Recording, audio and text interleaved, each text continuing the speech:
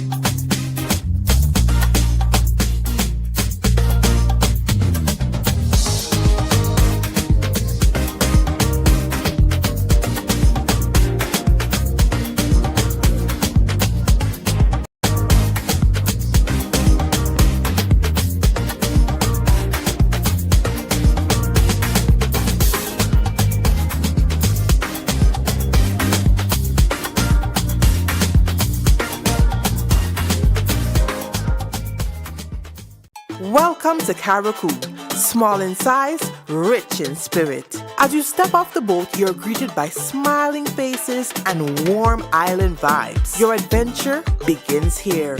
Need a cozy place to stay? The Mermaid Beach Hotel has been a favorite for years. Waterfront views, clean comfort, and located in the town. In Bogles, the Roundhouse Cottages offers rustic charm with a touch of elegance. A peaceful hideaway surrounded by nature. Prefer something private? Dong Island Villas gives you space, sea breeze, and a home away from home feel. Wake up to the sound of waves and views that stretch for miles. Hungry? Start your day at Las Iguanas Cafe in Hermitage, where the aroma of fresh local breakfast fills the air. Think bakes, sawfish, and cocoa tea, all served with island hospitality. For lunch, savor local flavors at Paradise Beach Club, where Allison and her team serve up dishes that capture the essence of Caracou.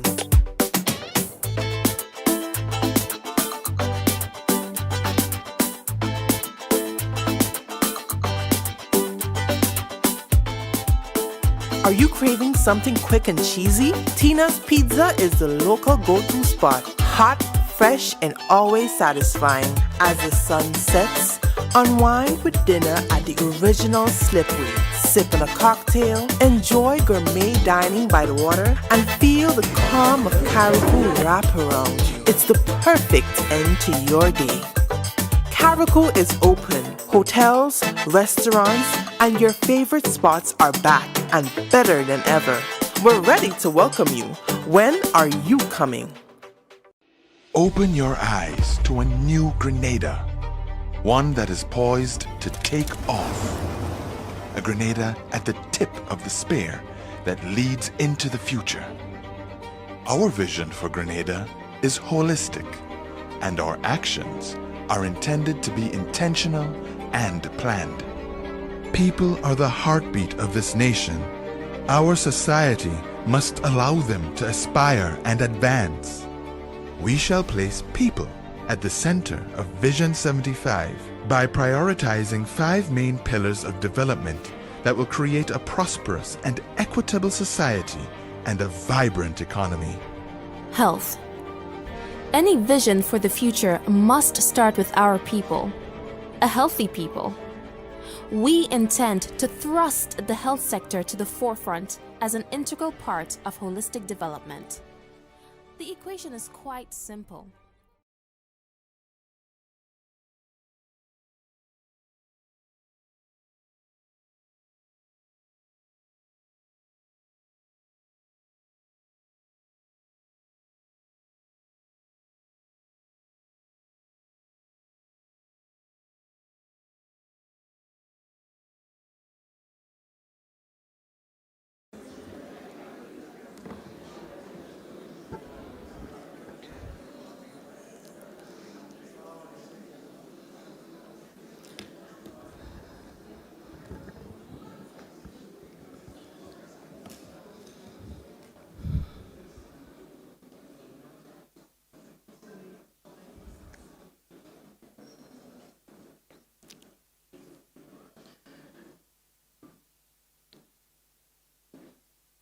I feel like the principal who walked in the room and all the misbehaviors just ceased. So that's good, that's good. Good morning again, everyone. Good morning. I'd like to invite you this morning to stand with me. Stand with me.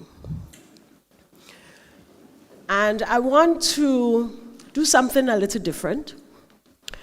I want you to walk around the room and smile at someone new. So the Terra Caribbean people, with your beautiful smiles, I want you to smile at someone new. Maybe you might get a new client. So change tables. I just want you to walk around, find someone new, smile at them, give them an encouraging word. And the students at the back, I also want you to come forward and mingle and meet someone new today. That's a good way to start, right? All right, so in 5, 4, 3, 2, 1, go.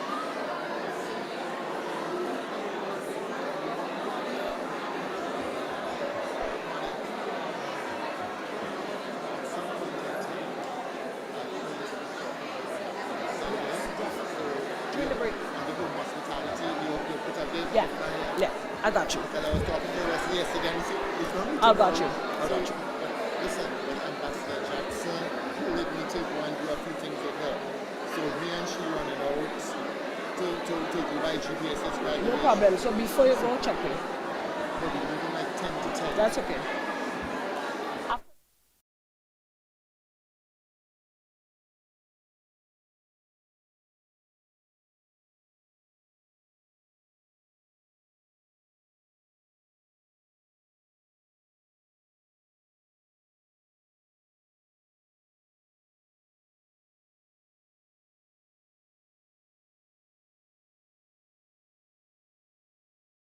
Yourselves a round of applause. And during the break, you'll continue that conversation with your new friend.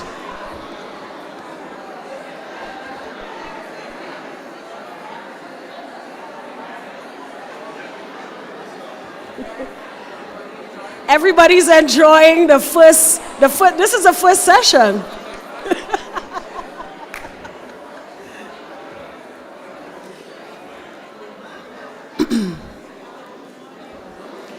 And as we come back to our stations, look, I just made everybody's week. At GT today, right?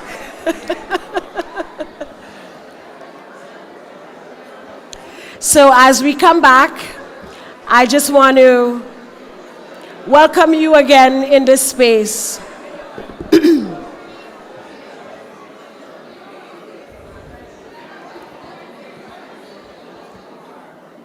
May this day be filled with love, opportunities, and may all of us embrace, renew old bonds, and spark new connections. May the laughter that we shared this morning be shared and echo long after this week. And may the memories we create strengthen our journeys ahead. May this homecoming continue to guide, protect, and inspire each of us, wherever life may lead. And may we always find our way back home, to each of you, to each other, and to the heart we call home, Grenada. And now you applaud. Distinguished guests or cherished members of the diaspora, ladies and gentlemen, students who have made their way down, I know this is the last week of school, so we're extremely grateful that you sacrifice your lime time to be with us this morning. And I want to say a special welcome to all our creatives who are joining us. Today is going to be a marvelous day, and we claim it in the name of Jesus, right? And we claim it in the name of diaspora. We claim it in the name of connection. We claim it in the name of new opportunities. All right. So I want to thank everyone who made it on time today. And those of you who think you made it on time, you made it on Grenadian time. I want to thank you for that as well. All right, this morning we are especially pleased to welcome all of you. This is day 3. It's the final day of the session, but it's not the final day of Diaspora Connections. So I want to welcome you all again. I want to invite you to give yourselves a round of applause for sticking with us. I also want to encourage you to partake in the marketplace. We found some very interesting things yesterday, and I want to encourage you during your break or after the sessions today to make sure you check it out and make a purchase. Give our local creatives or local vendors a purchase, right? All right. Let's make some noise for that as well. All right, ladies and gentlemen, we want to start today with a presentation on second and third generation citizenship by descent. All right, I want to introduce our Chief Immigration Officer, Mr. Elian Purcell. Would you join us at this time for our first presentation of the day? Let's welcome our Chief Immigration Officer, Mr. Elian Purcell. Mr. Purcell's department is very hardworking. If you go up to the Botanical Gardens, they will welcome you with a smile. In fact, they're one of the only departments that start the day with reflection and prayer, and I think I've made my way down just for the prayers on a Monday morning. So I want to thank Mr. Purcell for setting the tone, and he's going to set the tone. He's going to talk about first and second and third generation citizenship. So, Mr. Purcell, you're welcome to the podium at this time.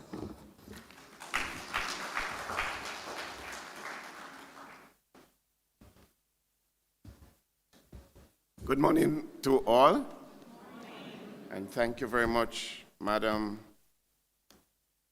of Ceremony, and to all of you, and a warm immigration welcome to all of you. It's happy to have you in Grenada at this time. It is my pleasure to be with you this morning and also to discuss with you a very important development in Grenada's citizenship program. One that is of great significance, and it is not only significant to us living on the rock, but those outside that are called brothers and sisters. As the Chief Passport Officer, and I notice that they refer to me as the Chief Immigration Officer.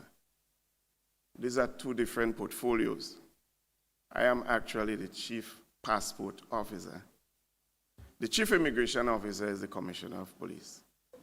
So I am the officer in charge. The Immigration Department falls under the purview of the Commissioner of Police through the Ministry for National Security. And so I'm directly responsible to the Commissioner of Police for immigration matters. On the other hand, I am directly responsible to the PS in the Prime Minister's office for passport matters. So I have two bosses. And I must always remind myself how to behave between my two bosses and don't cross lines.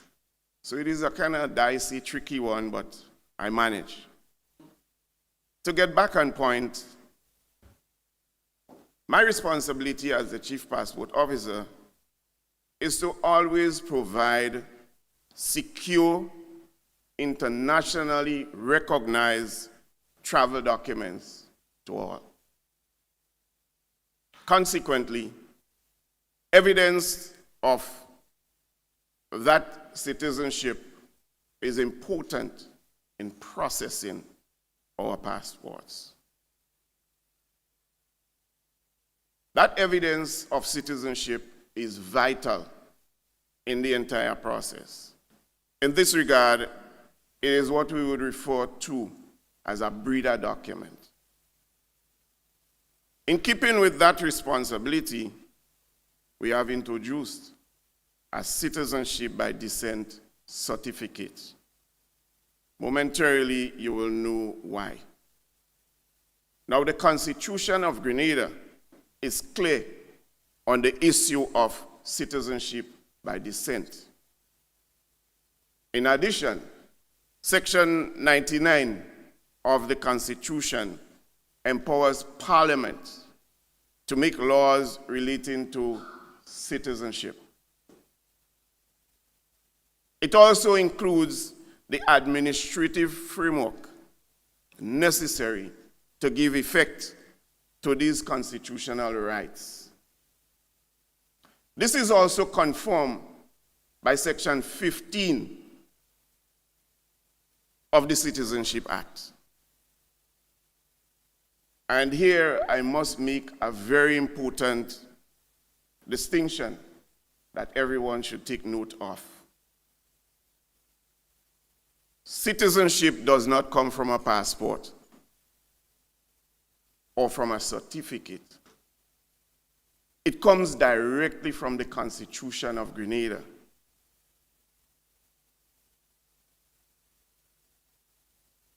the Constitution is the Constitution. However, the Citizenship Act provides the legal and administrative framework for its recognition and documentation. For many years, we have been issuing passports to citizens by descent. That is so because we have recognized the constitutional rights of that category of citizens. Unlike every other categories of citizens,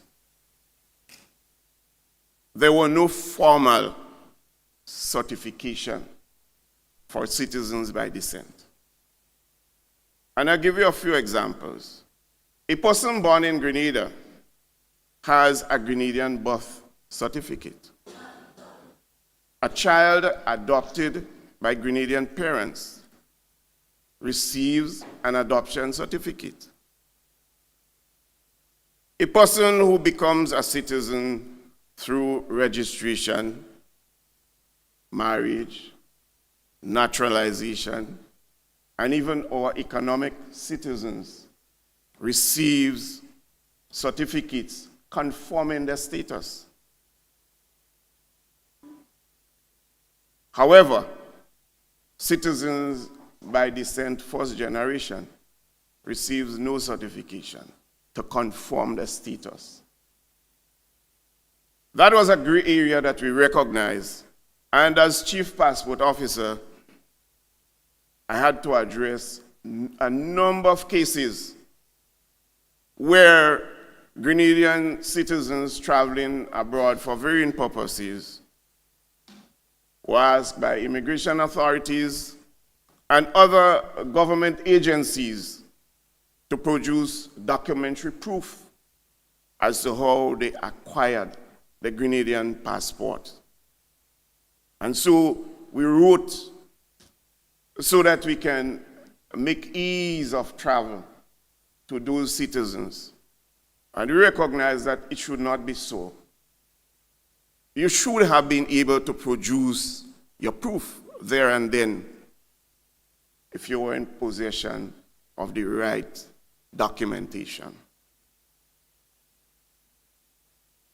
While a passport establishes identity and nationality for travel purposes, it does not explain the legal basis upon which citizenship was acquired.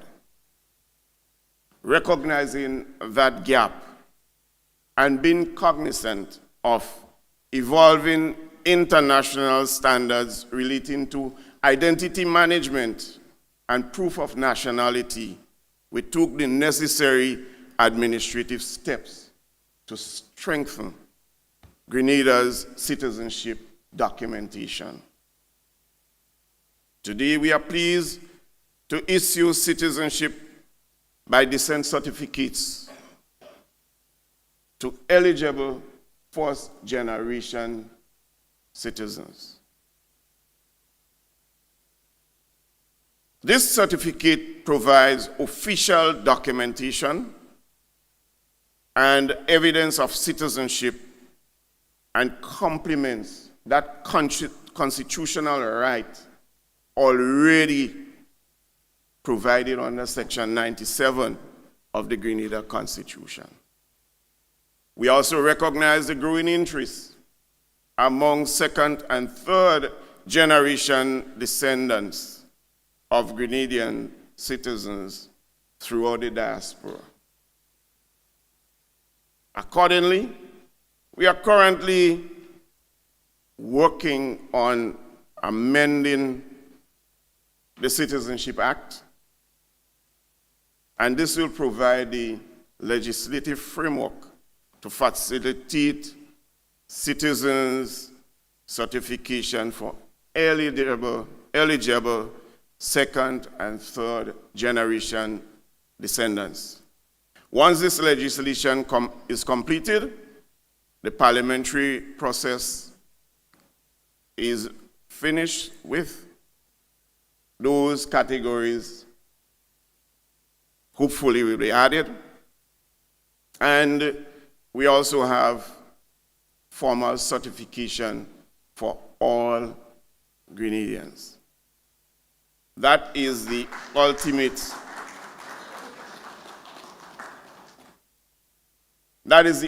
objective of the process.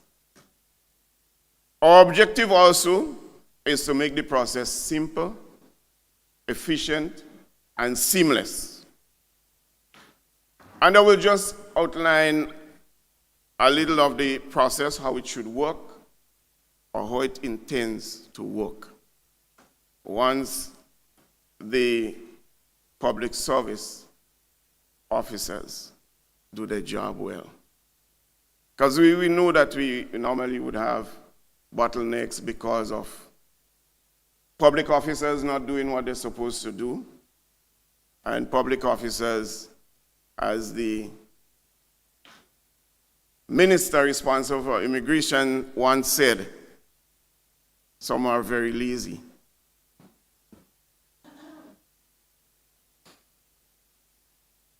First-generation applicants will complete the prescribed application form.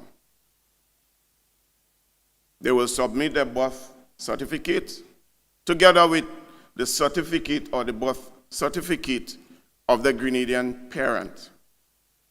And then they will pay the applicable administrative fee. For the second-generation Grenadians, the application will be also completed, that application form, in the prescribed format. And they will provide the certificate of descent. And that will continue into the third generation. So that is how it intends to work. So the certificate that was provided to the generation before will then come to play in the next one and in the next one. So the certificate will become important, not the passport. So once we recognize that, then we okay. For the first generation, at present, the administrative fee is $250 EC dollars, and there is a cost for the application forms, which is $100 EC dollars. Many persons may ask at this stage why the certificate is important, and I would want to answer that right away. The answer is straightforward, though. A passport is primarily a travel document. It establishes identity and nationality. Citizenship by descent certificate serves a different purpose. It is your permanent legal evidence of citizenship. It confirms your constitutional status as a citizen of Grenada. A passport expires, a citizenship certificate does not. It also enables the holder of that certificate the ability to conduct legal and commercial business in Grenada where proof of citizenship is required.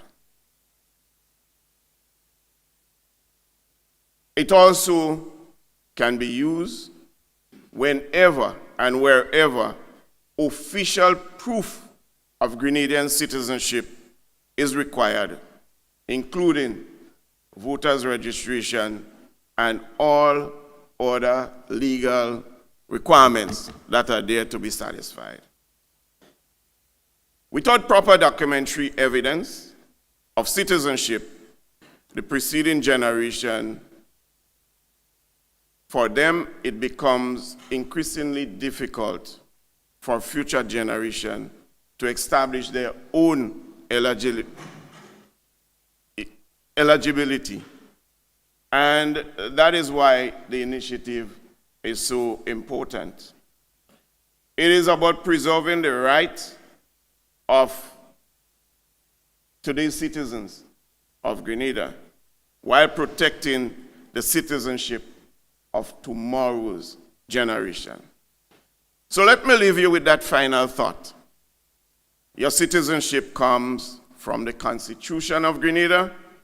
The Citizenship Act provides the legal framework for recognizing and documenting that citizenship.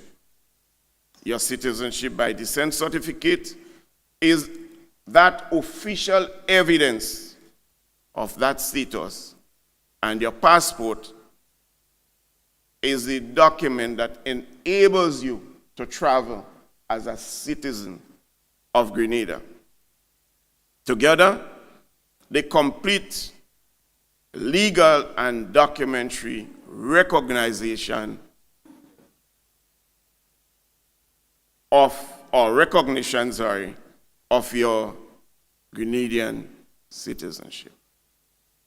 This initiative is far more important than we may have thought, or I think is thinking presently. It aligns our administrative practices with international standards. It provides greater legal certainty for Grenadians throughout the diaspora. It preserves the bond between Grenada and future generation of Grenadian families around the world. To all Grenadians, home and abroad, I want to assure you that we remain committed to modernizing our services, strengthening our laws, and ensuring that every eligible citizen has the documentation necessary to fully enjoy the rights and privileges of Grenadian citizenship. Thank you for your continued support. And may God bless you, your family, our diaspora, and our beloved land, Grenada. Thank you.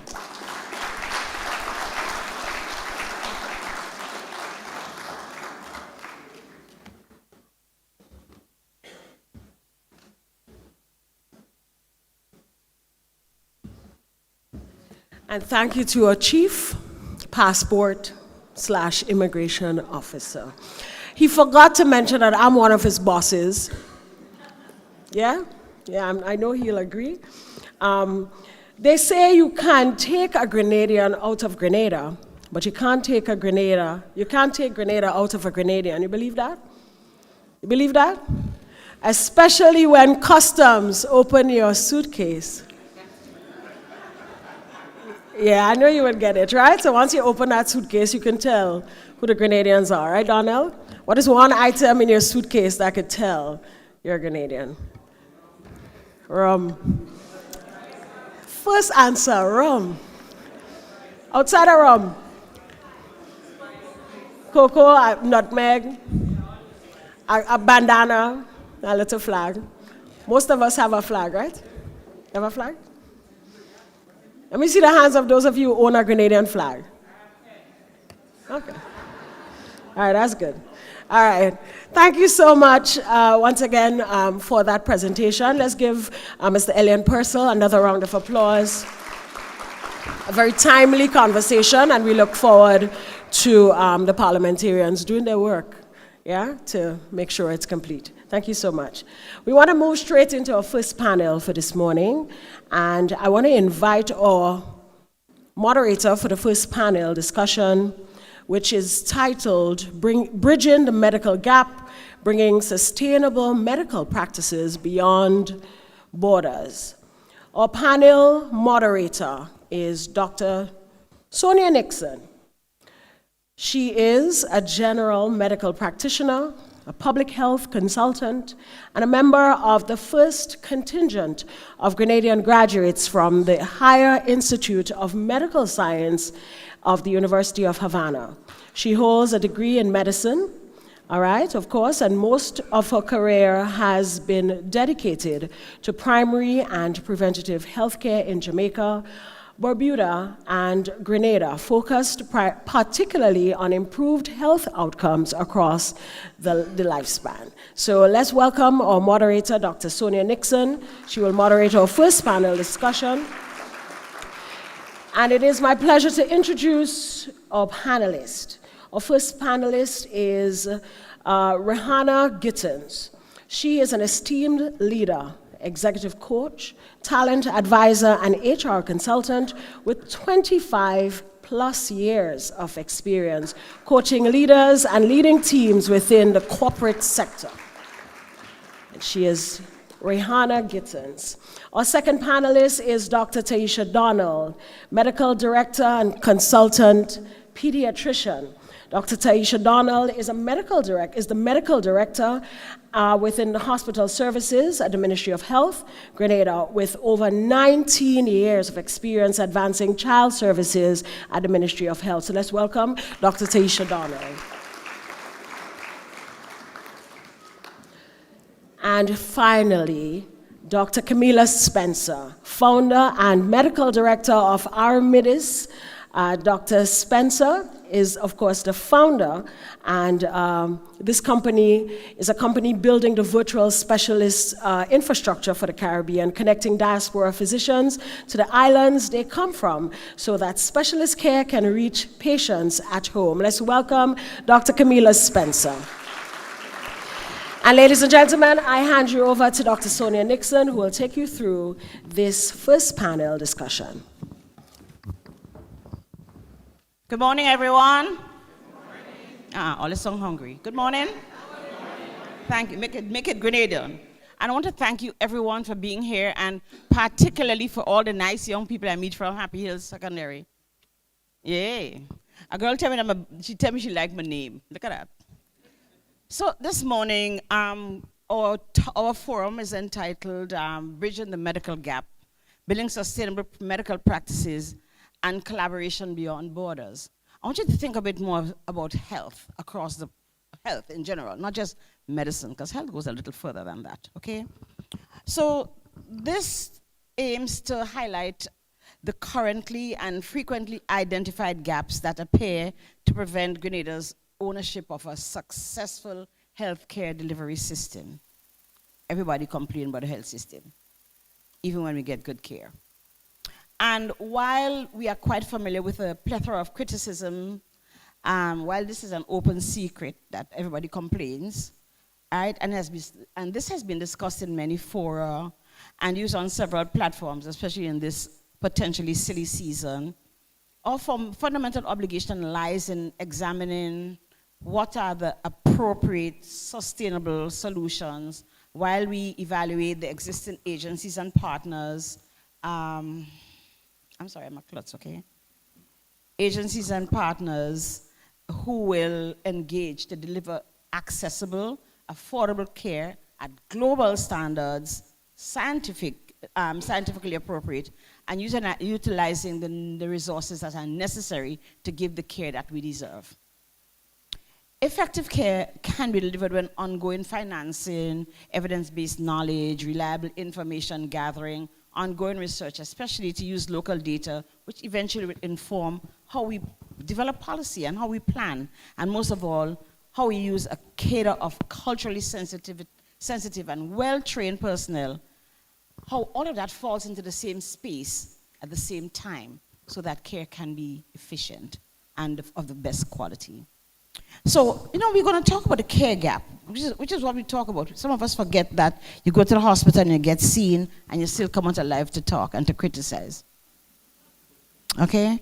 We go to the health center and we still come out alive and we live and we get our diabetes and our hypertension managed, right? But what is a care gap? A care gap is the discrepancy between health care a patient should receive according to the clinical guidelines, and there are clinical guidelines, guys, and the care the people actually get. So does our health care system show gaps? Does it? There are gaps. We're not perfect. We don't even have 2 MRIs on the island.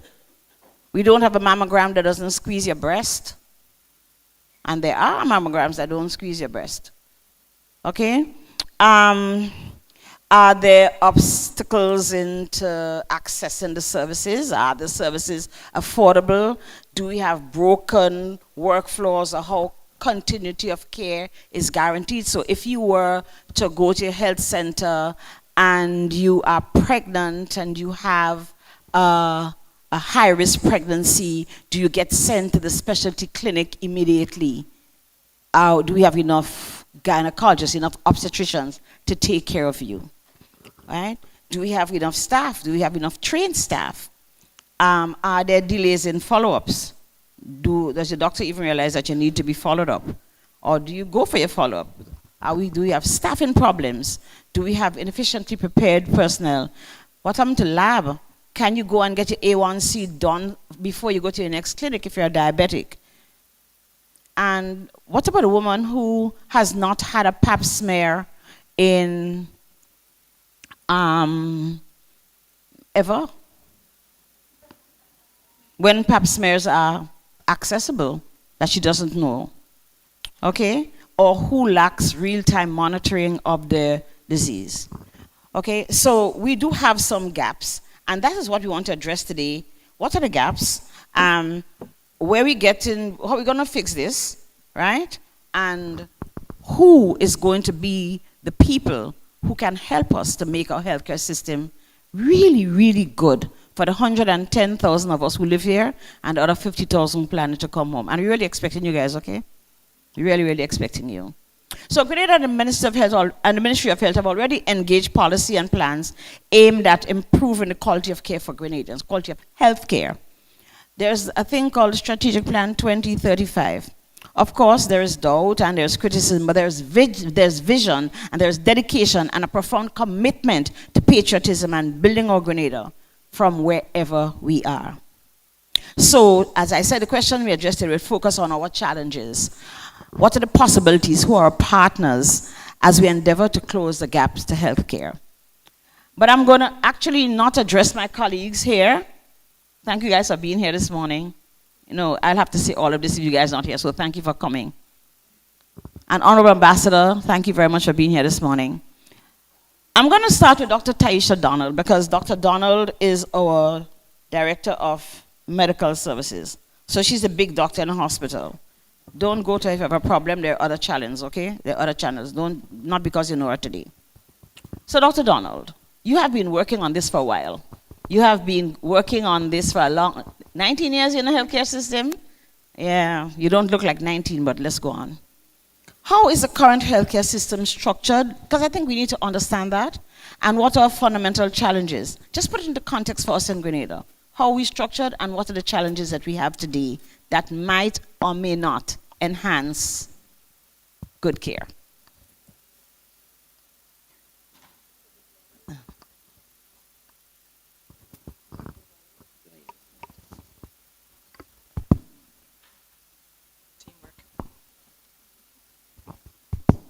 So good morning to everyone, and it's an honor to be able to share in this panel discussion this morning. So first I'll start by giving a little breakdown on how our health system is structured.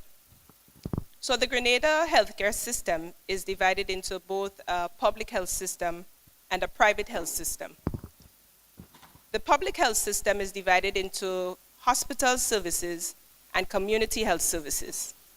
And of course, the majority of the population use the public health system.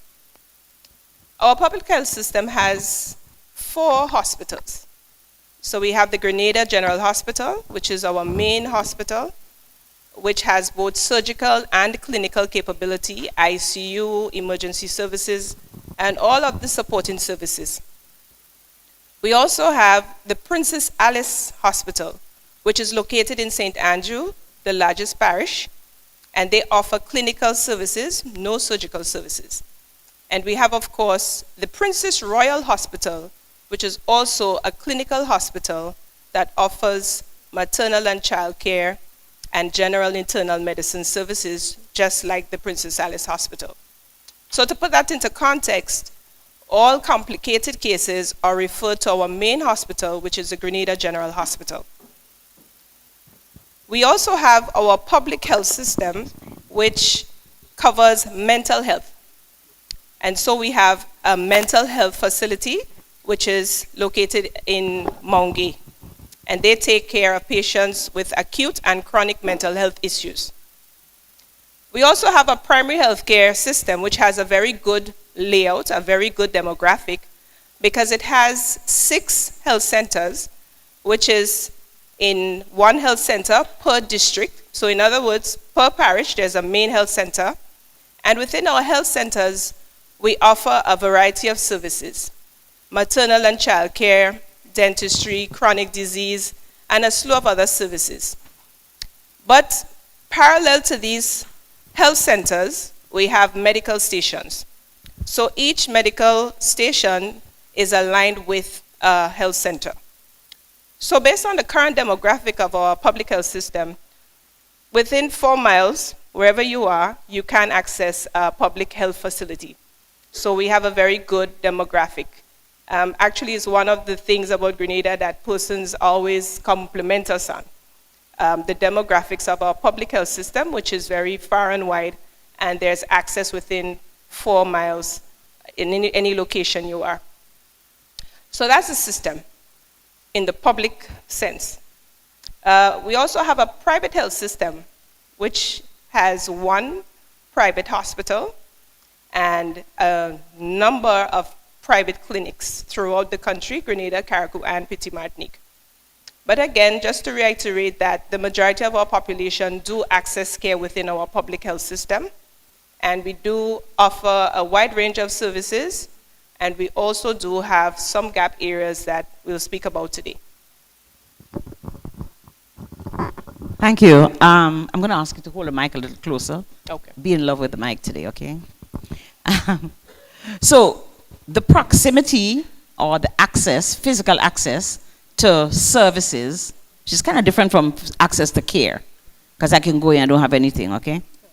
Right. How do you think that helps us to close our gaps, or are there bigger gaps? So, for example, if a citizen knows that there's a health center, I want to get to Bolio, right? I live in Lamode, and I want to go to Bolio, but they don't have a nebulizer. Trust me, I'm coming up by your office, okay? I'm coming to St. George's. But tell me, how have we closed the gaps, the possible gaps to access to care, by having this absolutely wonderful network of healthcare services? So to put into context the access to services and access to care. So it's 2 different things. Mm-hmm. So within our public health system, we have the main health centers, and within the main health centers, you have more access to care and services versus within the medical stations. So at the medical stations, you have access to maternal and child health care, you have access to mental health services, and you have access to chronic disease services. However, at the health centers, which are a level up, they have a lot more that you can receive at that level. Mm-hmm. So over the years, what we've tried to do is to make our population have more access to care at the health centers. And what we've done is decentralize some of our specialist services. So even services that you would normally access at the hospitals, what we've tried to do is to decentralize our main specialty areas. So for example, obstetrics and gynecology. So maternal and child health is something you can access at almost all of our health centers. We've also tried to decentralize our dentistry services. So you can get dental care at all, and this happened, let's say, over the last year. At all of the facilities, we now have dental care. So you can get your cleaning, your extractions, your follow-up care. And we've also decentralized some of our pediatric services. So now, rather than only going to the St. George's Health Center, you go to St. George's Health Center, you can go to the Guave Polyclinic, you can go to Princess Alice Hospital, You can go to St. David Health Center, and you can receive pediatric care in all of these areas. And we have a schedule of when the specialists go to all of these different areas, and persons call in, they make appointment, and they see their specialists at the different facilities. So this is one of the ways we've tried to improve the care that you get at these different facilities. So I see we have improved comprehensive care. Yes. We talk about mental health services, we talk about pediatric care, and I know there's pediatric mental health that is part of all of this. So we kind of moving, there's dynamism and growth in the system, would you say? Yes, I'll say that because, as I said, we've tried to expand the care that we offer by making sure it's more accessible. Because, of course, access is a very important thing. If you do not have these services accessible to you, you will not seek the service. Access meaning that it's there and you can afford it, right? Yes. Okay. Because, of course, in the public health system, the service is free. Okay. In all of this, I think we need to establish best practices. Okay? I think we need to not give any old care, any whatever, wishy-washy. That's a Grenadian word, right? We don't want wishy-washy care to our services. What are the best practices that you see necessary for this? I know you're on the task to developing a sustainable health system. What are the best practices you see that are necessary? In order to develop a sustainable health system, it has to be affordable, it has to be accessible, it has to be resilient, and of course it has to be sustainable. All right? Now, how do we go about doing that? The first step would be to ensure we have the policies in place, the governance structure, to ensure that we have the right and sustainable healthcare. A lot of work has been done on that in recent times in terms of our governance structure, both in our primary healthcare system as well as in our hospital system. So one would have heard about some initiatives, including statutorization, national health insurance, primary healthcare boosting, and all of these things are in process. However, for it to be in process, the relevant governance structures would have had to be put into place. Another area we have that we really need to put a lot of focus on is that of health financing. So as you would understand, everything in our public health system is free, with the exception of maybe 2 areas. And persons, whether local or visiting, can access the service at no cost to them. So part of our national health insurance plan is to try to set a system up where we can improve our health financing structure throughout our health system, and that would help us in terms of boosting how we manage our finances, how we gather our finances, and of course with more finances we're able to improve on our services. Then we have the whole issue of primary health care, which we must note that primary health care is, I would say, the backbone of a health system. And a lot of work has been going on in our primary healthcare system.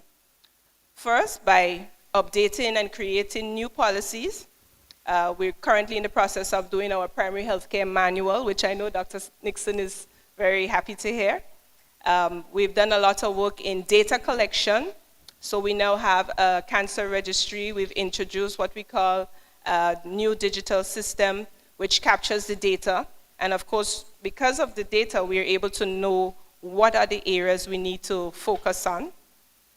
So under the primary healthcare framework, a lot is being done. Standardization of care, building our health centers, so as you rightfully said, we could get more care at those facilities, because we have gaps currently.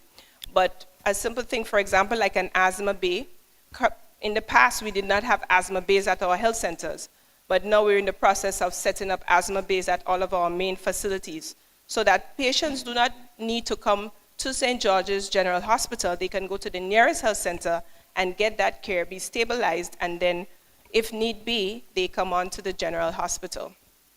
Then there's the whole thing about digitization, right? Mm-hmm. So telemedicine, and we're proud to announce that at the general hospital, we are currently using telemedicine.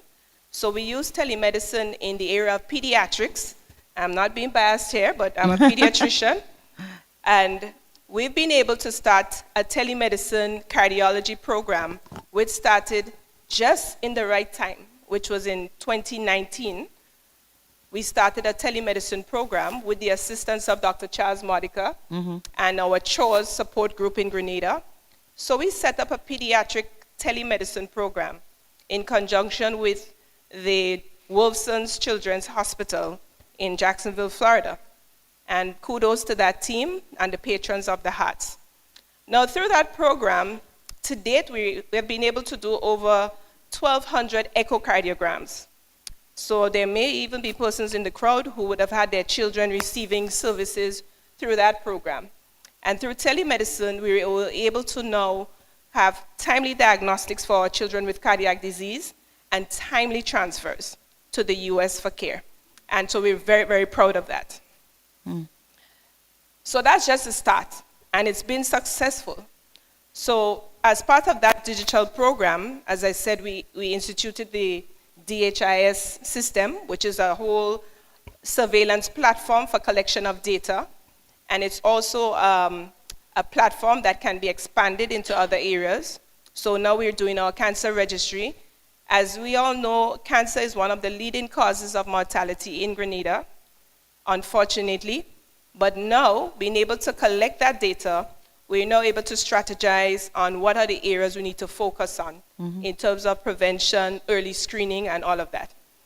So our cancer registry is up and going. It's just about a year now.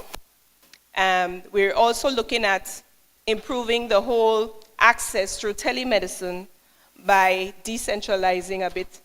So procurement is on the way for telemedicine cards for some of our main health centers.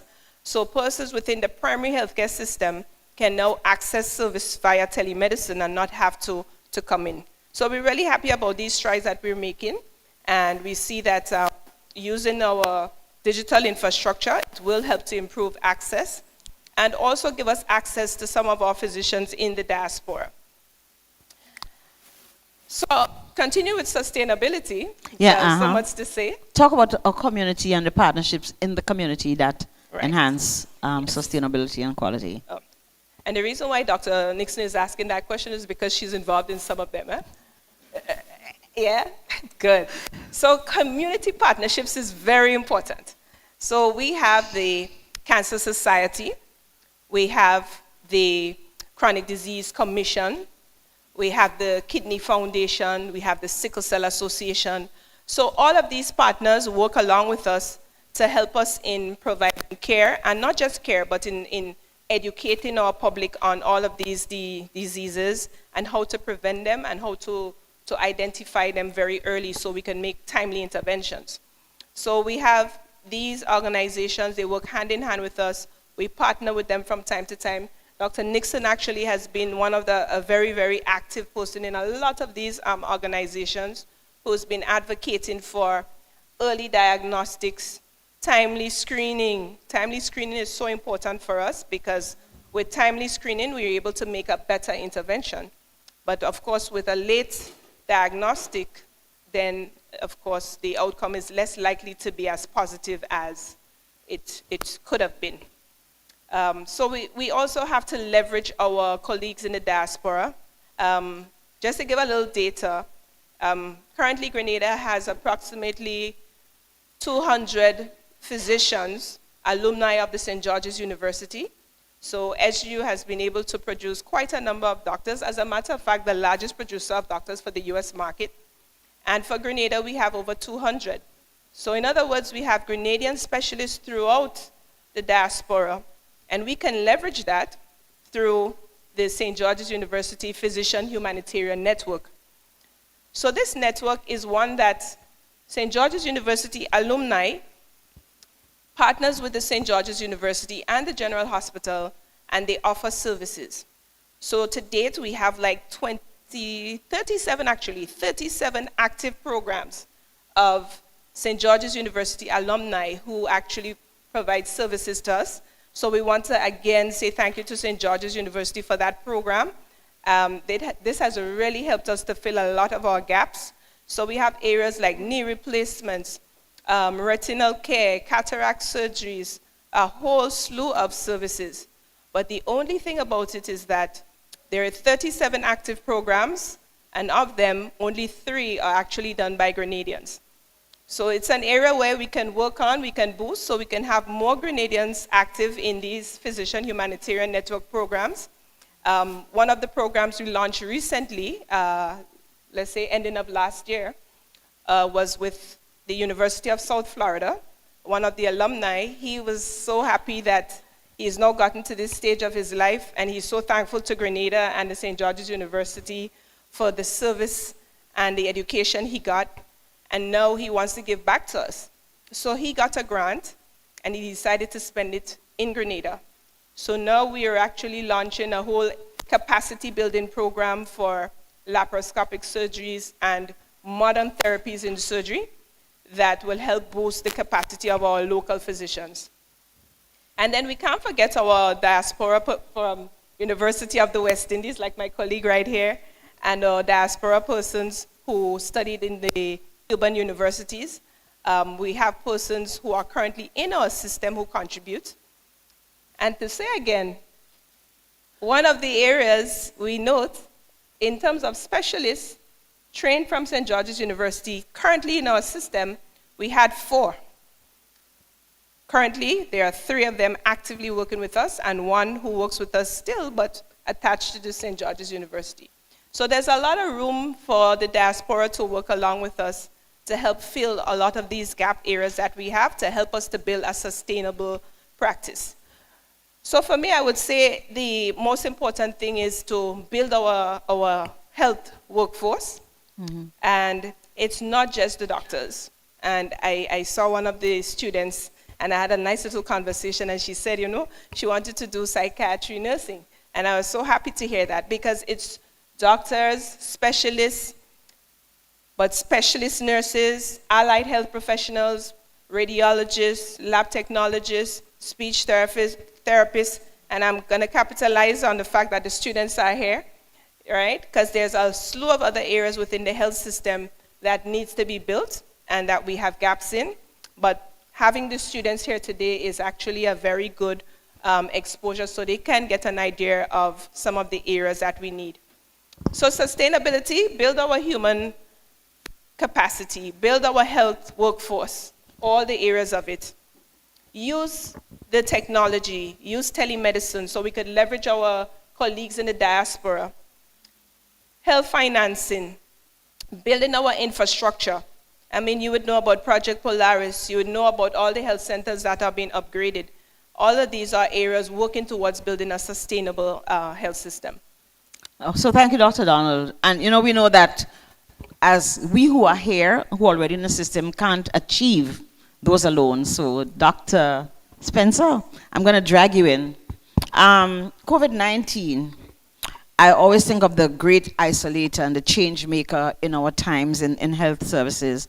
It really helped us to look with bigger eyes, to accept with bigger hearts. And telemedicine, although it was known before, became a very practical thing, because I remember not being able to talk to my neighbor across the gate. I remember not being able to go anywhere because we were all sequestered in place. So you are ahead of the pack. You have developed a remedies, this attractive and cutting-edge service that intends to collaborate practitioners throughout the diaspora, including the Caribbean part of the diaspora. And you are ensuring care wherever necessary. So you will stay in, I don't know where you live, Timbuktu, and make sure you can talk to me up in Digo Peace. And that's good. Tell me what are the advantage and the disadvantage of this. Hello. Please hold the mic close up. It's working. Thank you. Hello, everybody. It's a pleasure to be here. So, to your point, Dr. Nixon, when my first encounter with the benefits of telemedicine was when I worked at a community hospital in the US. And during the COVID-19 pandemic, we did not have access to critical care services. And during that time, people were having problems breathing, we needed ventilators, and it was a really crucial time. And we utilized, and I helped them develop, a telemedicine ICU. And so we were able to care for patients in our community without having to, because we were not able to transfer them to a higher level of care. And so seeing that work in a community setting in the US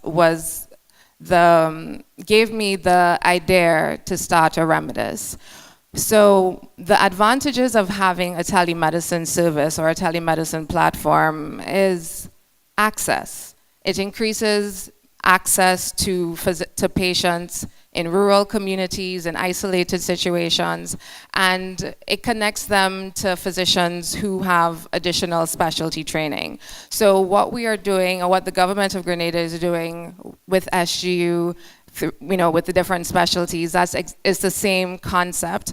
So with a Remedis, I am an internal medicine physician as well as a sleep medicine physician, and these are services that are not readily accessible in the Caribbean on a whole. And so through this platform, I am able to stay in Atlanta, that's where I am, and see patients in different parts of the Caribbean. So to answer your question, access is one of the huge advantages of telemedicine. Some of the disadvantages or some of the challenges with having a telemedicine program is that you need to have the patients need to have good internet access, right? So connectivity is really important. Having the devices, whether it be a smartphone, iPad, or a laptop, right? So that they can engage with the specialist physicians. Also, the infrastructure. So with telemedicine, we depend heavily on the diagnostics that are available locally, right? So we need to ensure that the MRI is appropriate or is available, ultrasounds, PET scans, right? Because cancer is a really big concern in our setting, in the Caribbean setting. So we are, as a telemedicine physician, we are as strong as the local support services that are available. And similarly, we also depend heavily on the physicians that are available on the ground, because the general practitioners have a long-lasting relationship with their patients. Sometimes they've known even the parents of the patients, right? Because they've been, entrenched in the community for so long. And so we depend heavily on them so that they can continue to follow up with the patients, they can follow up on our recommendations. And what we try to do is that at the end of every telemedicine visit with a patient, we loop the physician back into the care, right? So we close the loop of care. So, we have these challenges, but there are a lot more advantages, I would say. So where Miss Myrtle in the country wants the doctor to sew her chest. This is very true. This is very true. Is that an advantage or disadvantage? So I think that you can look at it two ways, right? So, and that is the importance of being engaged with the local physicians, because the local physicians can sound the chest, right? But it's also the importance of having the good diagnostics available. Exactly. Because with the CT scans that we have available these days, you can see so much, right? Sometimes a physical exam is not as important, or not as vital, I should say, as it used to be before, right? But again, the local physician, they make the difference. So quickly, talk to me about that framework of existence, because obviously telemedicine is not all of it, it's complementary, but it has its challenges, it has its responsibilities. Talk to me about things like credentialing and ensuring that you have proper diagnosis and making sure that you have medications. Well, you kind of touched on that, and the referral pathways to get into the services as quickly as you can. So when I thought about building a Remedis, I did a very brief survey with physicians that I trained with at Howard University and the University of Miami and other facilities as well. And a lot of them were from the Caribbean, and they want to give back, right? But a lot of the concerns that they had was, how do I even get licensed? It's not a straightforward process. Or I have spent 5 years training with these facilities, and I'm accustomed to prescribing these medications. Will I be able to maintain that standard of care? when I'm giving back. So these are some of the things that are important and basically the foundation, right, to support any telemedicine practice. So credentialing, licensing, making it a transparent, easy to follow process, right? Something that is streamlined and efficient is really important. I think that a lot of physicians in the diaspora, they don't expect to be compensated financially as they would in other parts of the world because, in the Caribbean we just can't. But there are other incentives that would be beneficial to them. So as a physician to be licensed, you need to have your continuing medical education, right? You need to have a certain number of credits, in order to renew your license. So providing additional incentives, right, that can offset the financial part that we probably cannot provide would really, help as well in the credentialing and licensing. We spoke about the diagnostics, Yes. right, and medications as well. So, I think I want to kind of put it in one capsule here. It's not so new. It's accessible. We need to develop a space in which it can be promoted, accessed, and delivered to a population. Is that what it is? But I think we also need to develop within our own regulatory system, the legal framework, right? The credentialing framework, right? The referral pathways, and the appreciation of this as a new means of diagnosing and treating patients. Am I right? Yeah, this is... And of course, improving the quality of care, which is why we're here today. Excellent. I agree completely. Talking about the referral pathway, that is really important as well, so that there's a system, there's a protocol, and it's streamlined, right? So that the general practitioner in the clinic, in the polyclinic, would know exactly the path to take in order to get their patient the degree of care that they need. So telemedicine becomes another therapeutic intervention effort. Right, so it doesn't replace what we already have. It's an extension of what we're already able to provide. Thank you. Ms. Gittins, I'll leave you for last because you have the most work to do in all of this. You need to tell us where we're getting people from. You kind of need to, human resources are one of the biggest requirements. Human resources are one of the biggest requirements for ensuring all of this change that we're trying to get occurs, right? I want to call Polaris, and I'm going to call Polaris because I think it's part of the day. It is where we are. It is part of our pathway to better. Brings an intimidating and previously unknown world as per quality of medicine and healthcare. What are challenges in healthcare and what are the human resources challenges, right, in talent acquisition? Where we have one telemedicine specialist, probably one cardiologist that works with chores, and we know their projections. People have talked about why we need a big hospital. My friend who's a nurse wants to know why we need surgery that makes you pretty. You know what I mean, right? Cosmetic surgery. Because that's how we see it. But we do need cosmetic surgery. The people who live here and need cosmetic surgery because they have had burns or whatever, or congenital malformations, need cosmetic surgery. Tell me, what are the challenges you have in not just acquiring talent, but recognizing exactly what we have as far as projections for development of a good healthcare system go? Well, good morning, everyone, and thank you for the question and for being here. If I may before just share that I am proudly a returning national, so this makes week number 4 for me, coming back after 30 years in New York, but I am proud to be a Grenadian. I am very proud to be here, so thank you. So after 4 weeks on the job, and I do want to also say that my deepest appreciation to the Ministry of Health and also the individuals at the General Hospital where I have been doing my onboarding immersion, if you would, and my colleagues here, thank you for the warm welcome. And I say that because, as you said, human resources is very important, if not foundational, but I'm always very clear in saying that human resources, one individual cannot do it alone.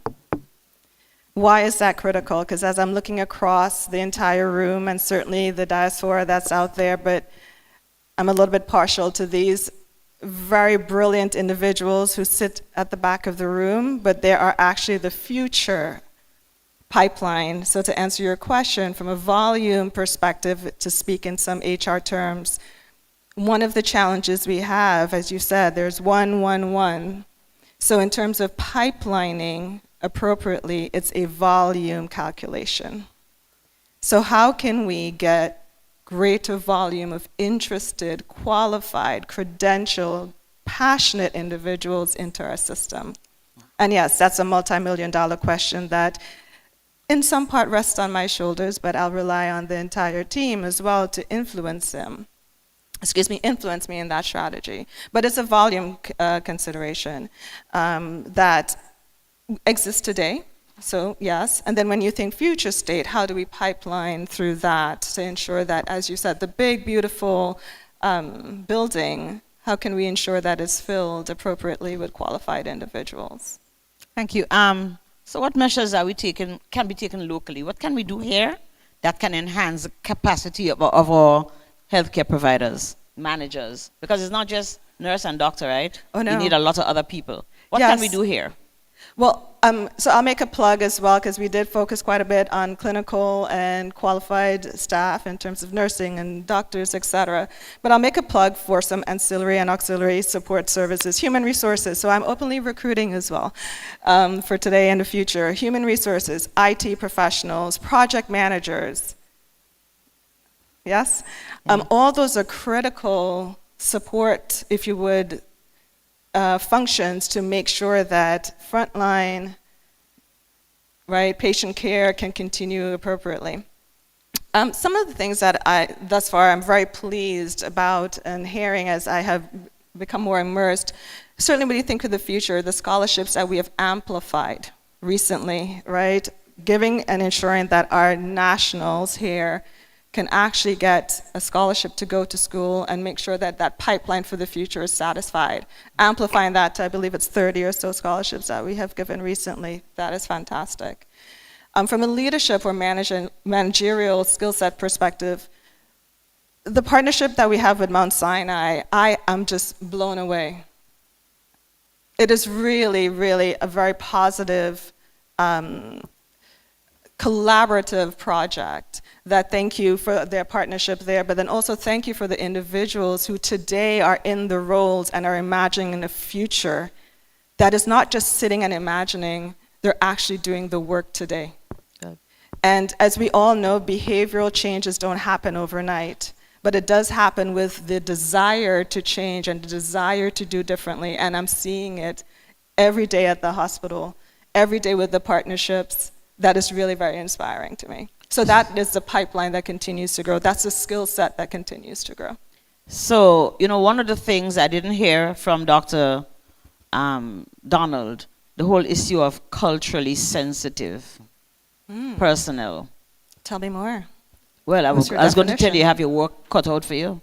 Well, let's make sure that we clarify exactly what we're referring to. No, because guess what? People different in different countries, and yes. I can come in from the U.S.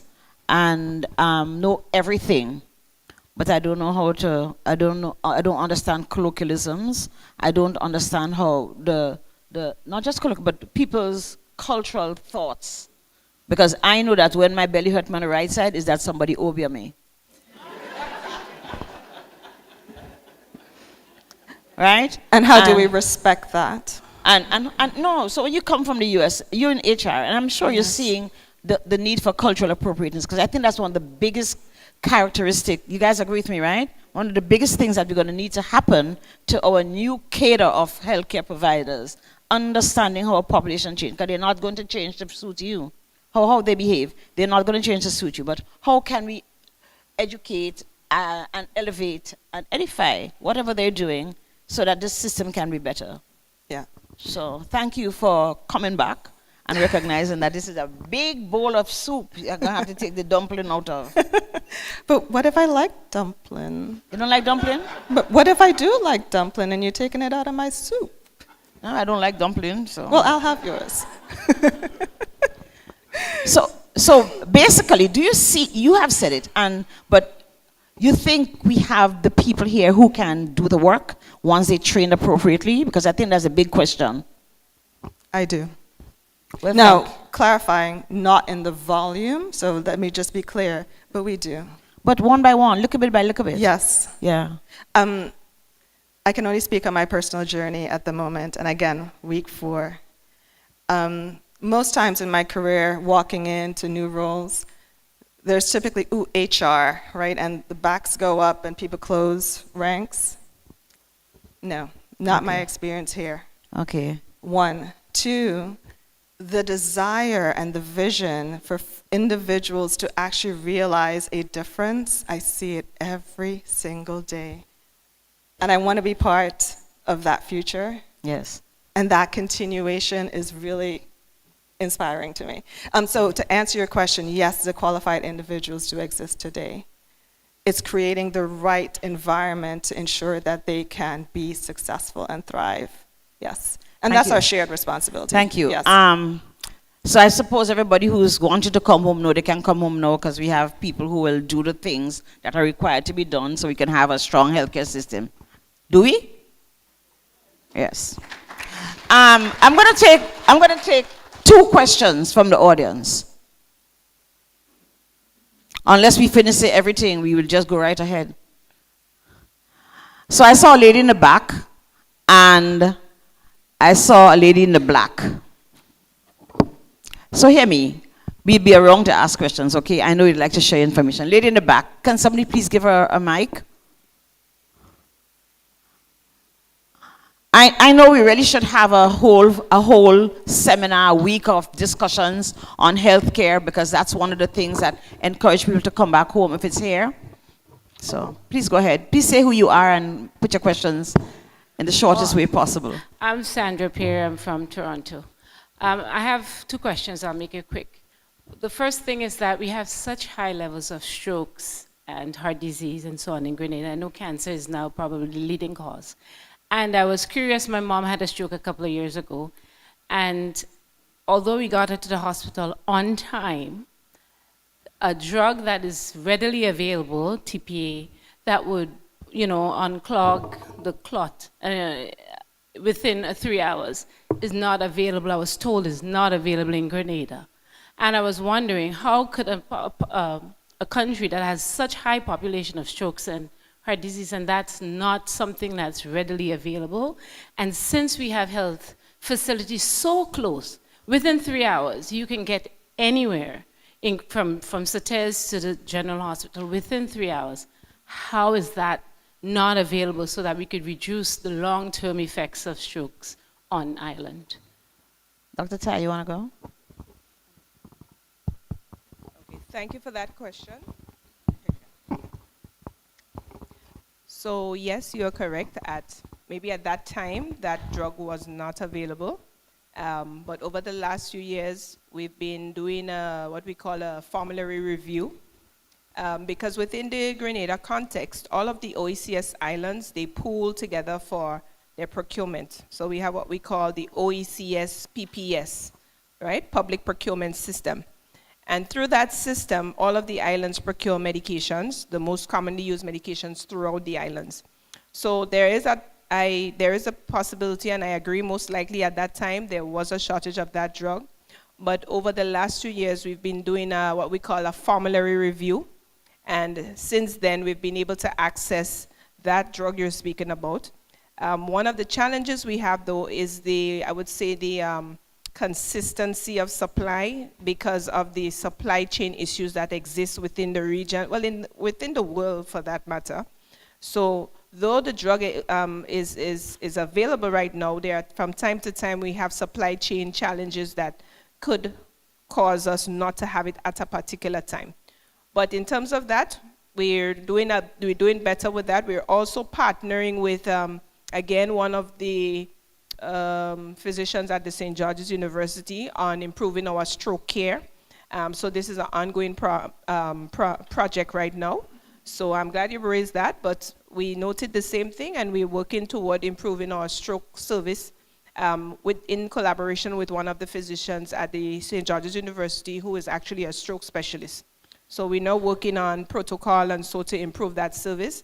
and also to procure more medication that can improve the outcomes of those patients. And so that comes into the category of infrastructure improvement, because care is not only because of the building, all these little things, as a HR person said, there's so many other things you have to consider, and procurement of drugs and changing the drugs we use, like some of our mental health drugs, using more modern drugs, make drugs that work faster, that work better with less side effects. So there are a lot of other stuff that we consider. Lady in the black, I don't know. Yes, just turn back, yes. Oh, that's green, sorry. That's why I got confused. Hi, my name's Marsha Lowe. I'm from London, Grenadian mum. Yay. I guess this is more of an HR question as well, because I know specifically, particularly outside of the capital, a lot of the parishes have been quite heavily dependent on Cuban doctors, and I'm just not sure what the situation is there now. I know there was a lot of pressure to kind of have them sent back home, but yeah, what impact has that had? I'm just interested on the kind of services that are available to people. I'm not sure I heard the question. Give us one quick sentence. So I know outside of St. George's, a lot of the parishes have been quite heavily dependent on doctors from Cuba. Okay. So I'm not really sure what the implications are now, what the status is, and what kind of impact that's had on the services that are available on the island. You. So I can answer that halfway. Ty, you can finish it. So I'm one of the doctors from Cuba. Actually, I'm the first group of people graduated from Cuba. Ty is a Cuban graduate. She's a UE graduate. The truth is, and I think it's a very important point, and it has to do with staff and having people who will deliver care. I also know that that is being looked at to ensure that there is appropriate quantity and quality of healthcare givers, the direct providers, to ensure, especially the people in rural Grenada, they have not been forgotten, and they are in fact more thought of more, because once we start focusing on primary care should happen where you live, close to where you live. And maybe you live 1 mile, maybe you live next door to the health center, but you don't live more than 4 miles from the health center, not in Grenada. So thank you for that consideration. And I know that is being worked on. Thank you. You guys have any last words? I'm giving you 10 seconds each. I'm going to start with you, Ty. Anything you want to say? You have 10 seconds. 10 seconds? Yeah. So I would like to end by saying that in order to ensure sustainable health care, it has to be a partnership between Grenadians locally and Grenadians in the diaspora. And of course, I have my colleague here who's an example of that. So we are arms open, willing and ready to have our diaspora physicians work along with us to help us improve the access and care that we offer to the population. So thank you. 10 seconds. Ooh, pressure. I think Dr. Donald said it beautifully. Would just say that join us here, being brave and working towards something that we all desire. One of the big important things I would say is making sure that we can be the change that we want to see. It is a mantra that I have chosen for myself over this year. For many years, sitting at, back in New York, I was, critical and all the things, but my 10-second would be the change that we all wish to see. Dr. Spencer. So I would like to end by saying that I'm very happy to be here. I think that what is being done in Grenada right now is an awesome opportunity for all of the physicians and healthcare professionals in the diaspora on a whole. And this has been a remarkable opportunity for me to see where the need is and how I can be of service. And so I'm just really happy for the opportunity and grateful to be here. So thank you guys. Look, when the Prime Minister unveiled Vision 75 a couple of days ago, it was clearly identified as an initiative planned by the government to create a vibrant, equitable, and prosperous society. A Grenada that is really good for all of us.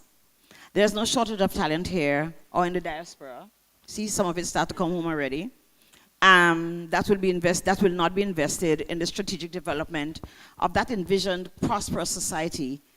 and at the center of which is health. If you look at the slides, health falls in the middle. If you don't have a healthy population, you're kind of spinning top in mud. We have the resources to provide quality health services. We know that. And services that should be effective, safe, people-centered, timely, equitable, integrated, and efficient. Improving the quality of health services requires strong national direction and policies, right? Focus on subnational support and the action of health at health facility level. So we those of us who work in the system have to get out there and do what is required. We have to deliver. And we have Grenada's healthcare delivery on this path to 2035. It's already started. Dr. Donald mentioned this, right? How we intend to advance as responsible, committed, and culturally and academically proficient providers in a system that is constantly in motion to achieve equity and access, especially at globally recognized scientific standards. That's very important, that we like the people around us and better than them. And while the services that we require may not be possible, we have patrons like Dr. Spencer and Ms. Gittens who come back because they know that they have something to do. They are carefully conjuring some of the solutions that engage very simple and innovative and sustainable technology, right? Making access available to everyone. Making sure that there are regulatory stipulations that protect users and ensure that we have quality providers. Kind of hard to accept change, okay? It's very difficult. A lot of discussion that has happened is because we're not ready to accept change. And there are many debates that have surfaced in recent times.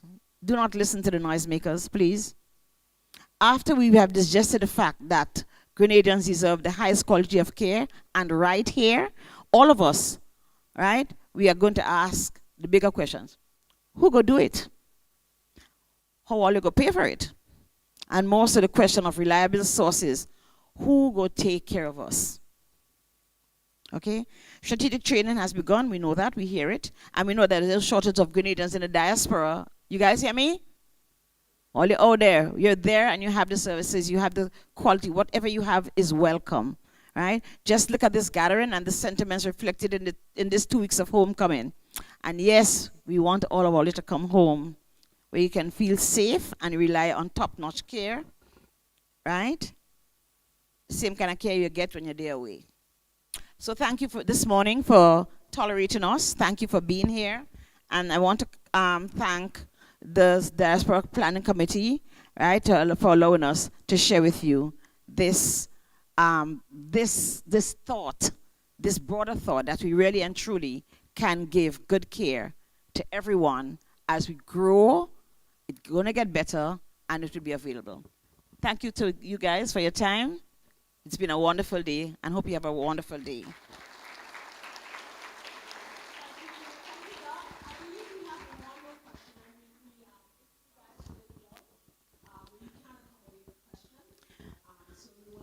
Question, or make your comment.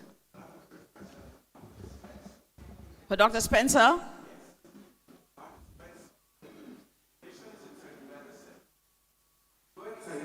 Presupposes internet penetration. Do you have challenges in that area? I'm sorry, we didn't hear you clearly. Do you have what? Challenges in that area. Challenges? Yeah. And number 2, how do you deal with confidentiality of information as citizens?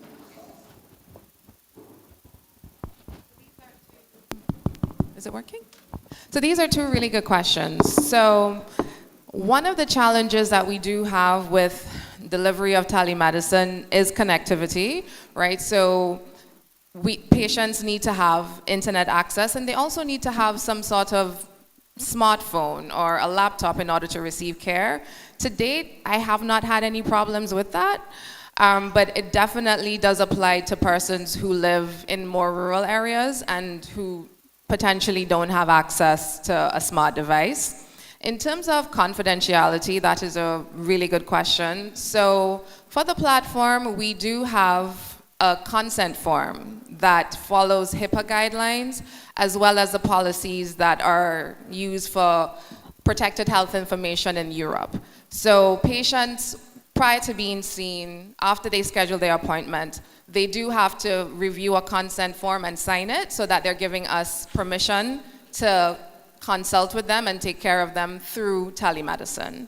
In terms of privacy, so we do have a privacy policy on our platform as well that again utilizes HIPAA and the other guidelines for Europe. So that is a really important thing that we consider and keep in mind when we're treating and dealing with patients through telemedicine.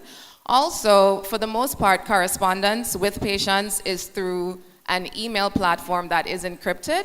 So, the risk of patients' private information being compromised is less. And even though in the Caribbean, one of the things that I've noticed is that we prefer to use WhatsApp as a means of communication. We don't use it for personal protected health information. We would use it for, other communication means. And so we have to consider, it was mentioned, the whole development of a legal framework within which telemedicine will be set up. You have to set up the framework. You just can't do it willy-nilly. And that's why it never took off in the past and in COVID, because we had not had a proper system set up. And we have started. So there is a Data Protection Act from 2023. I don't know if it's been utilized in Grenada, but there are other Caribbean countries like Jamaica where telemedicine is used a lot more.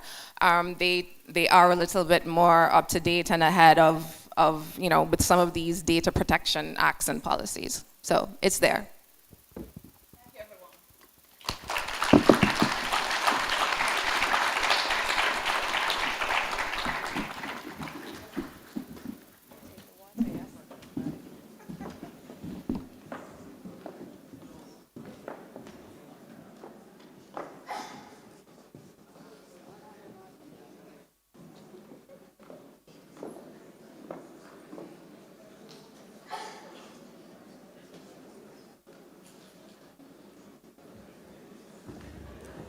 Thank you so much, Dr. Nixon, for leading the first panel discussion. Let's give them a round of applause. And of course, they're available for questions if you want to ask further questions. They're still here. Our Chief Passport and Immigration Officer, he'll stick around as well.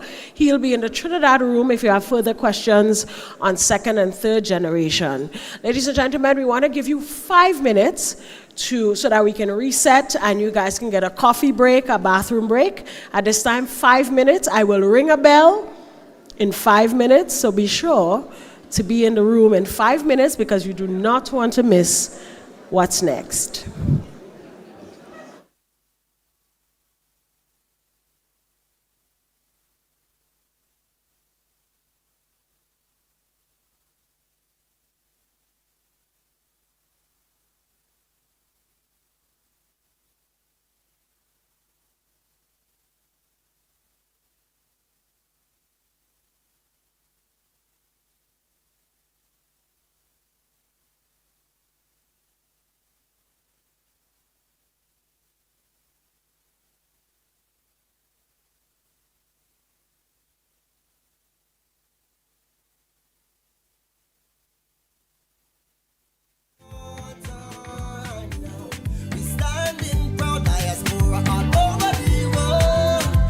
Friends, families, we time. We love to see the greatness you're bringing.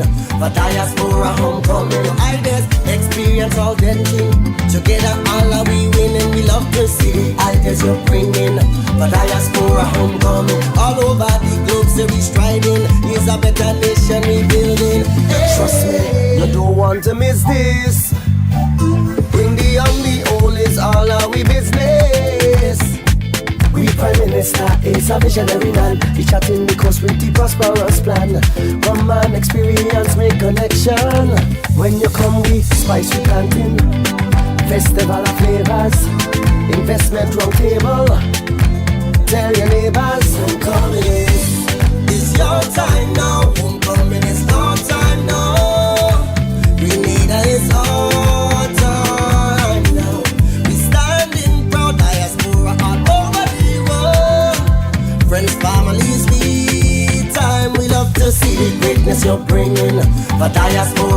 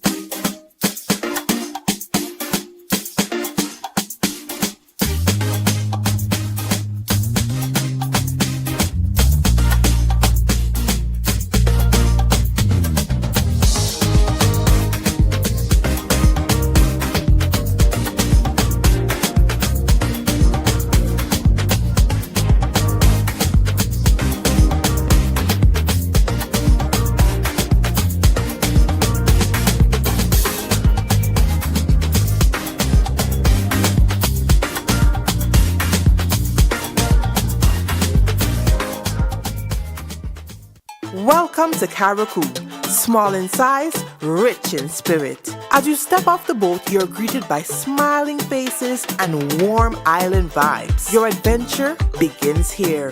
Need a cozy place to stay?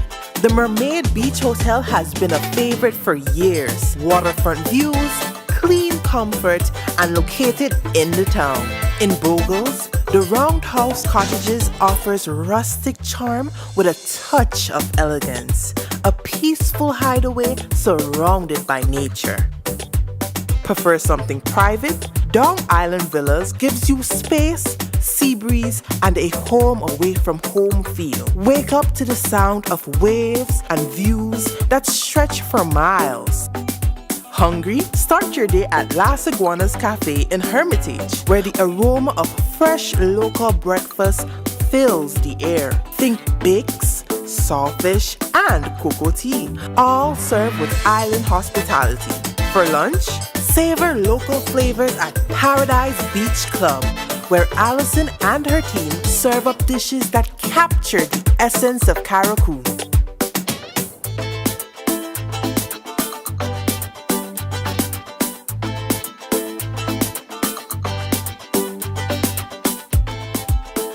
Are you craving something quick and cheesy? Tina's Pizza is the local go-to spot. Hot, fresh, and always satisfying. As the sun sets, unwind with dinner at the original Slipway. Sip on a cocktail, enjoy gourmet dining by the water, and feel the calm of Caracou wrap around you. It's the perfect end to your day. Caracou is open. Hotels, restaurants, and your favorite spots are back and better than ever. We're ready to welcome you. When are you coming? Open your eyes to a new Grenada, one that is poised to take off. A Grenada at the tip of the spear that leads into the future. Our vision for Grenada is holistic, and our actions are intended to be intentional and planned. People are the heartbeat of this nation. Our society must allow them to aspire and advance. We shall place people at the center of Vision 75 by prioritizing 5 main pillars of development that will create a prosperous and equitable society and a vibrant economy. Health. Any vision for the future must start with our people, a healthy people. We intend to thrust the health sector to the forefront as an integral part of holistic development. The equation is quite simple. Healthy citizens equals productive citizens, and productive citizens equals more economic growth. Health is more than hospitals and clinics, and that is why we intend to create a medical ecosystem. Nestled on the border of St. George and the Virgin Parish of St. David, land has been allocated for the development of a medical campus. This campus will integrate a teaching hospital equipped with cutting-edge technology, specialist medical clinics, pharmacies, and modern retirement homes, but it is beyond staying healthy. We want to use health as the catalyst for creating a healthy economy.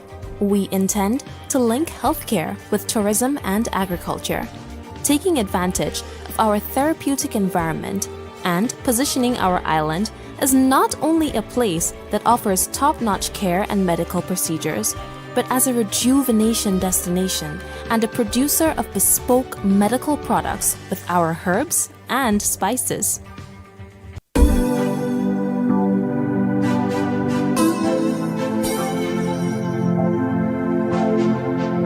Diaspora, homecoming, together, we winning.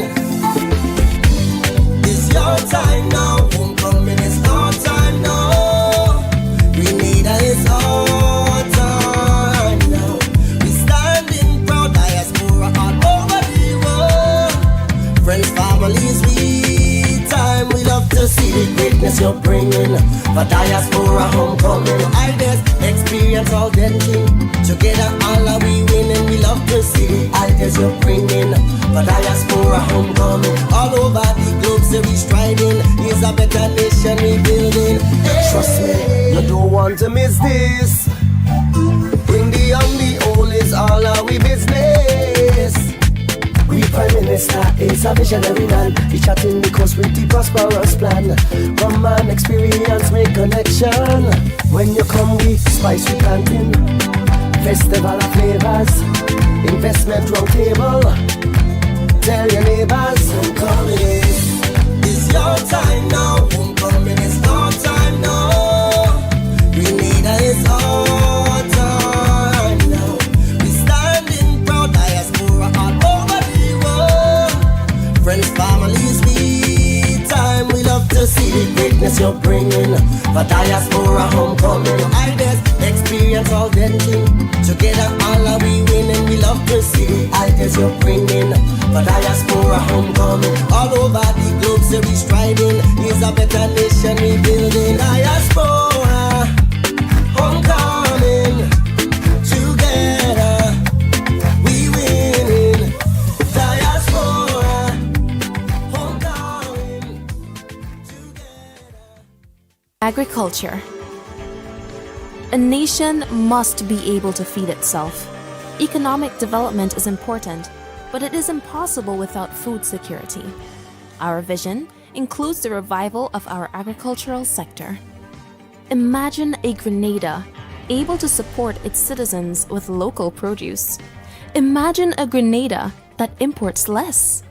A Grenada with our spices replanted and production restored to pre-Hurricane Ivan levels by 2035 and 2045, respectively.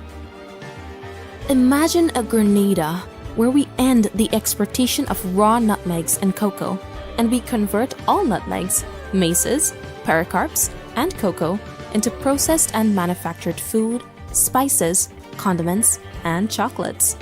Imagine a Grenada that meets the demand for fresh, locally produced chicken and end our dependence on imported chicken by 2040.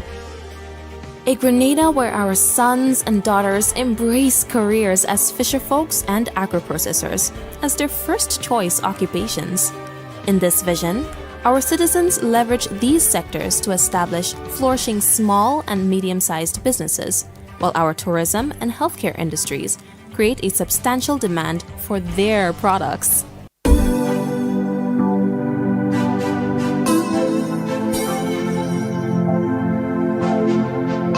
Diaspora homecoming, together we winning. It's your time now. Homecoming is our time now. Grenada is our time now. We standing proud, diaspora all over the world. Friends, families, we time. We love to see the greatness you're bringing.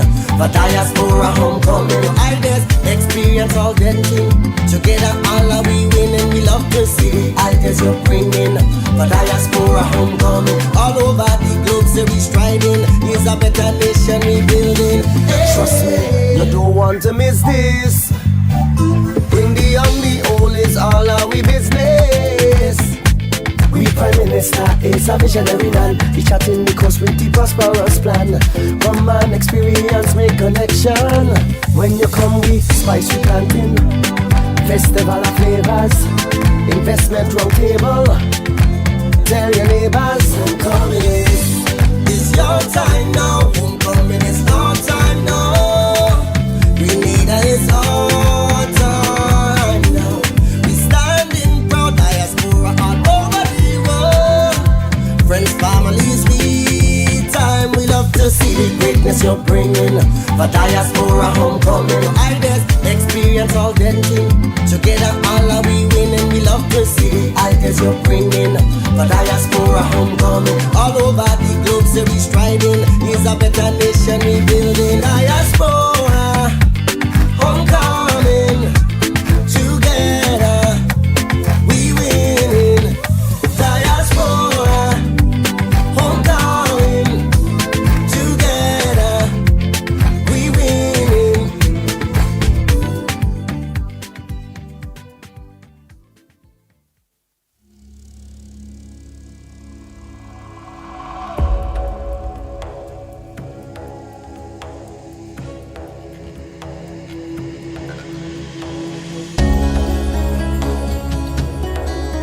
hope to start with holding lunch and break until the end of the day.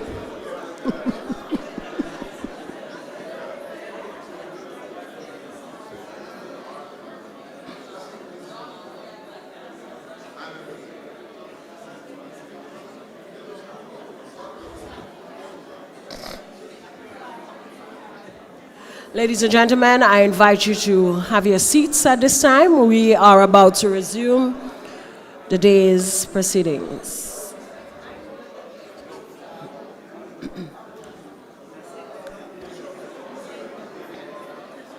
Ladies and gentlemen, I'd like to invite you for the final time to take your seats, or else I will ask the caterers to not serve lunch.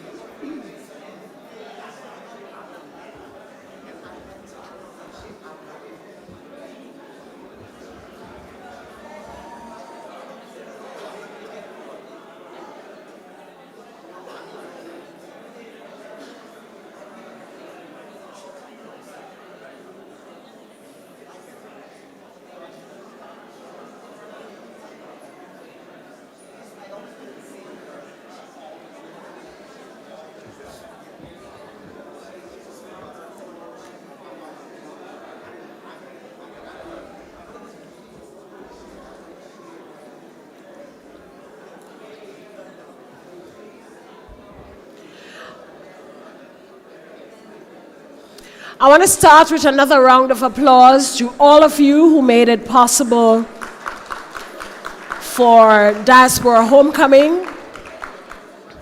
We usually don't hear about the people behind the scenes, but today I want to shout out the people behind the scenes that you don't always see in front of the camera or in front of microphone. So let's give a big shout out to the Secretariat, Ms. Pussel, head of the Secretariat of the Grenada Homecoming 2026. And she's working really hard. She's still working right now. Let's give a shout out to Gail Purcell, head of the Secretariat of Grenada Homecoming. And of course, we want to shout out the Ministry of Foreign Affairs, Trade and Export Development. Ladies and gentlemen, we are going to ask you for the final time to please have your seats. We're about to begin, so those of you standing, could you please take your seats?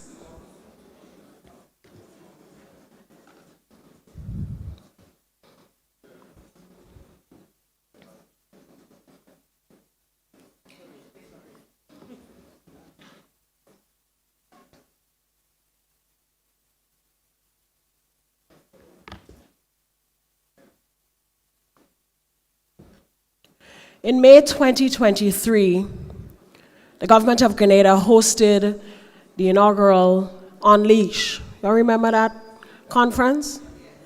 If you remember that conference, I want you to say, Unleash. Okay, some of y'all didn't remember it then. Y'all remember the conference, Unleash? If you remember the conference, I want you to say, Unleash. So Unleash was a conference that was championed by Ambassador Orlando Romaine, advisor to the Creative Economy, the Ministry of Creative Economy. Today, we're extremely pleased to have Mr. Romaine in our presence. He will be our moderator for the second panel discussion of the day. The second panel discussion of the day is one that we really did not want you to miss, especially the creatives and our students. Students, again, I want to thank you and your teachers and your principals for allowing you to be here this morning for the session. Now, this is the reason why we do these sessions, these creative sessions, because oftentimes we forget the young people in the conversation. And a lot of times when we put these policies in place, it's not for us, it's for the next generation. So we want to thank you, principals and teachers, for allowing the students to come into this space to learn about what we have in store. So this next session is entitled From Passion to Career, Navigating Your Path in the creative industry. This panel will be led by Mr. Orlando Romain, Ambassador to the Creative Economy. Mr. Romain, we welcome you at this time. And I'd like to introduce our dynamic panelists. The first panelist is none other than Mrs. Aisha Hines. She can currently be seen as a fan favorite series regular on the popular ABC 911, where she stars alongside Angela Bassett. Other notable credits include the Netflix feature The Perfect Find, alongside Gabrielle Union and Keith Powers. Godzilla, King of the Monsters, directed by Michael Dougherty, and featuring Kyle Chandler. She's also been featured in The Next 3 Days alongside Russell Crowe and Elizabeth Banks.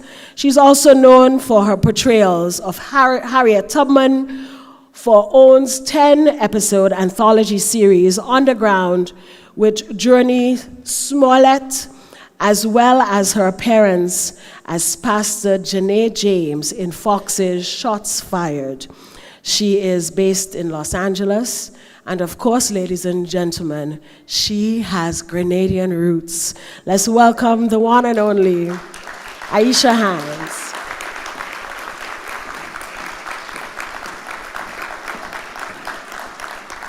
Up next is Tanisha Cephas. Tanisha is a creative strategist, producer, actress, and entrepreneur. She is Trinidadian born, and of course, she is a producer, an actress, and global business leader of African and Grenadian heritage. She, ladies and gentlemen, has been featured in Marvel Studios' Black Panther, an experience that further strengthened her commitment to authentic African and Caribbean representation in global storytelling and inspired her continued advocacy for diverse voices throughout the entertainment landscape. Ladies and gentlemen, let's welcome Tanisha Cephas.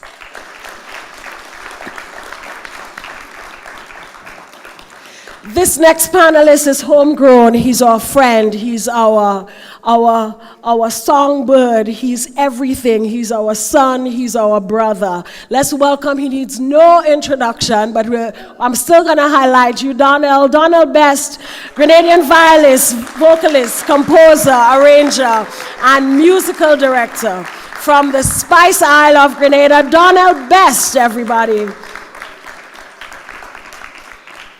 And now I present to you Mr. Fraser James. Fraser James is a British actor of Grenadian heritage with family roots in River Sally, Sauterne, St. Patrick. People, make some noise. He's a graduate of London's prestigious Guildhall School of Music and Drama. He has enjoyed an international acting career spanning for more than 35 years across film, television, and theater, and of course, voiceover, my favorite. Let's welcome Mr. Fraser James to the stage. And finally, ladies and gentlemen, we welcome Yolanda Gamp. Known as the Queen of Cakes, Yolanda Gamp is a celebrated cake and culinary artist, expert judge on Fox's Crime Scene Kitchen, and star of one of the biggest YouTube baking channels of all time, How to Cake It. Let's welcome Yolanda Gamp, and we're expecting cake at the end of today's session. Ladies and gentlemen, I present to you your second panel for the day. And of course, Orlando, I turn it over to you. Have a wonderful session, everybody.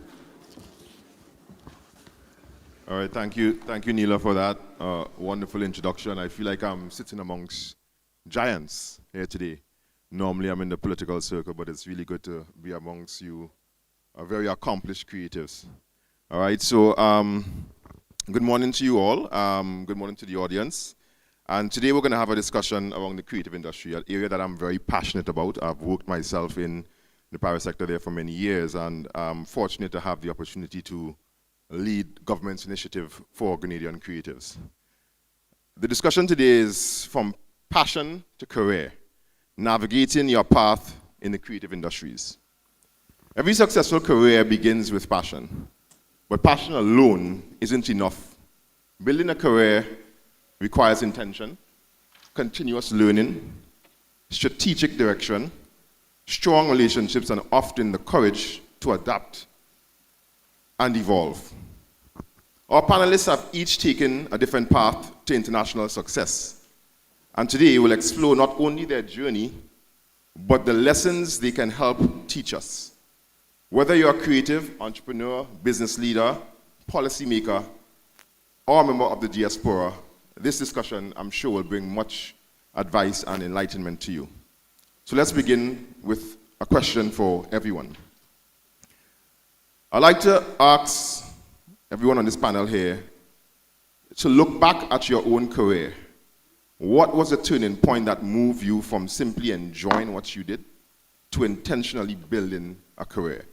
And we'll start with Yolanda from this end. Come down. Is this, oh, yes it is. Thank you. A major turning point for me came when I was quite young. I was just 19 and I went to chef school straight out of high school, which was very frowned upon because I went to a really academic all-girls Catholic school. And I went for cooking, but there was some baking and we had to do an apprenticeship. So I boldly asked the dean to make an exception for me and allow me to go to a bakery instead of a restaurant. And I didn't realize it then, but his yes changed my life. Because he didn't have to do that. I was the first person who had ever asked. And I just made this connection in my brain that the hobby I had at home, baking, which is something I loved, something my father loved, I never connected it to a career path. I looked at it as something separate, something that I just did for joy and to spread joy to my friends and family. But I never thought about it as work, especially given my high school career. And that small question that I asked and his yes just threw me onto this trajectory that continues to surprise me in so many ways and continues to show up for me the more I show up for it. Thank you for that. Thanks. Hi, everyone. It's really great to be here with you. I love Grenada. I'm just going to say that. And it's funny because only when you come back, you realize just how much the country is calling you when you're away in London or Los Angeles or, you know, in Europe somewhere. You come back and you realize, oh, right, okay, yeah, this is a reset for the soul. So I'm just really enjoying being here, and thanks for the invite. I really appreciate it. For me, I bumped into acting. I was a TV addict, and I would come home every day after work, and I'd know what was on each channel of the TV. And then I decided one year that I'd go to look for an evening class in fencing, because my second name is Errol, so the older members might remember Errol Flynn, who I'm named after. And so I went to find this course, and there wasn't any places on the course. And just before I left the building, I turned around, I thought, I've got to do something. I turned around, I saw drama on the list of courses they did. And then I went back into the building, and cut a long story short, I got a role in a play called Cry the Beloved Country about a South African boy who gets caught up with the wrong characters and ends up, you know, getting involved in crime, and then a judge sentences him to death. And there was one evening where my mum was in with my aunt, and they were in the audience, and, you know, see, youth theatre, we were all like 20, 21 years old. And the judge has got this black cap on, and he said, Absalom Kumalu, you have been found guilty of murder, and we'll now sentence you to death. And he banged this gavel. And I heard from the audience saying, no, he's a good boy. He's a good boy. He can't do that. And I thought, that sounds like Auntie Helen. And then I heard my mum saying, Helen, sit down, sit down. And she's pulling her down, and for me, that whole process, that 2 weeks of doing that play, just made me realize that I had a love for this thing on stage that didn't cost me much, that I was able to do quite happily. And so I then went to apply for an evening class. I got that evening class, and I had to sleep out in the street overnight to get a place in it, which I did. And then I went to drama school and got an agent, and here I am.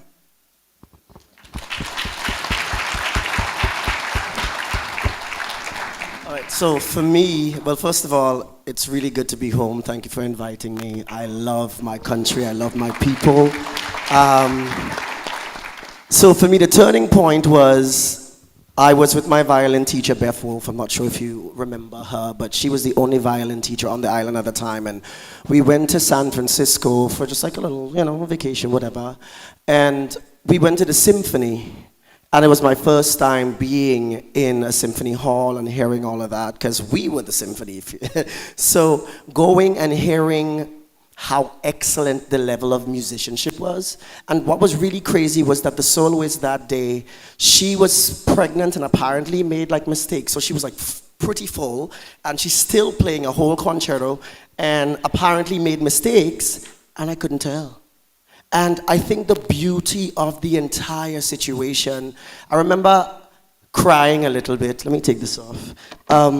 Because whatever I felt in the moment was so unexplainable that at that time, I remember turning to my music teacher and asking like, hey, can I have a profession in music? Like, can I make good money? Because I don't want to suffer. I don't want to be a struggling artist. Like, that's not my field. It's not the struggle thing. And she was like, yeah, I'm pretty well off, so I'm pretty sure you can do the same thing. And I started to look at paths, different places I can go, and I found out Berkeley, and the rest is history. It's a very long story, but I think the symphony changed my mind and my heart because it exposed me to something I've never felt before. And since then, it's just like been a really amazing journey to be able to curate your own life, because the music industry is quite diverse and there's so much to do and so many different things that you can be a part of. When I look back at it, it still baffles me that I'm able to do what I do coming from this small island, but I always say it's because of the fact that I am Grenadian and I came from the family I came from and the village I come from and the people that I have is what got me to get this far. But music has always been part of me. I just think that moment lit a fire under me.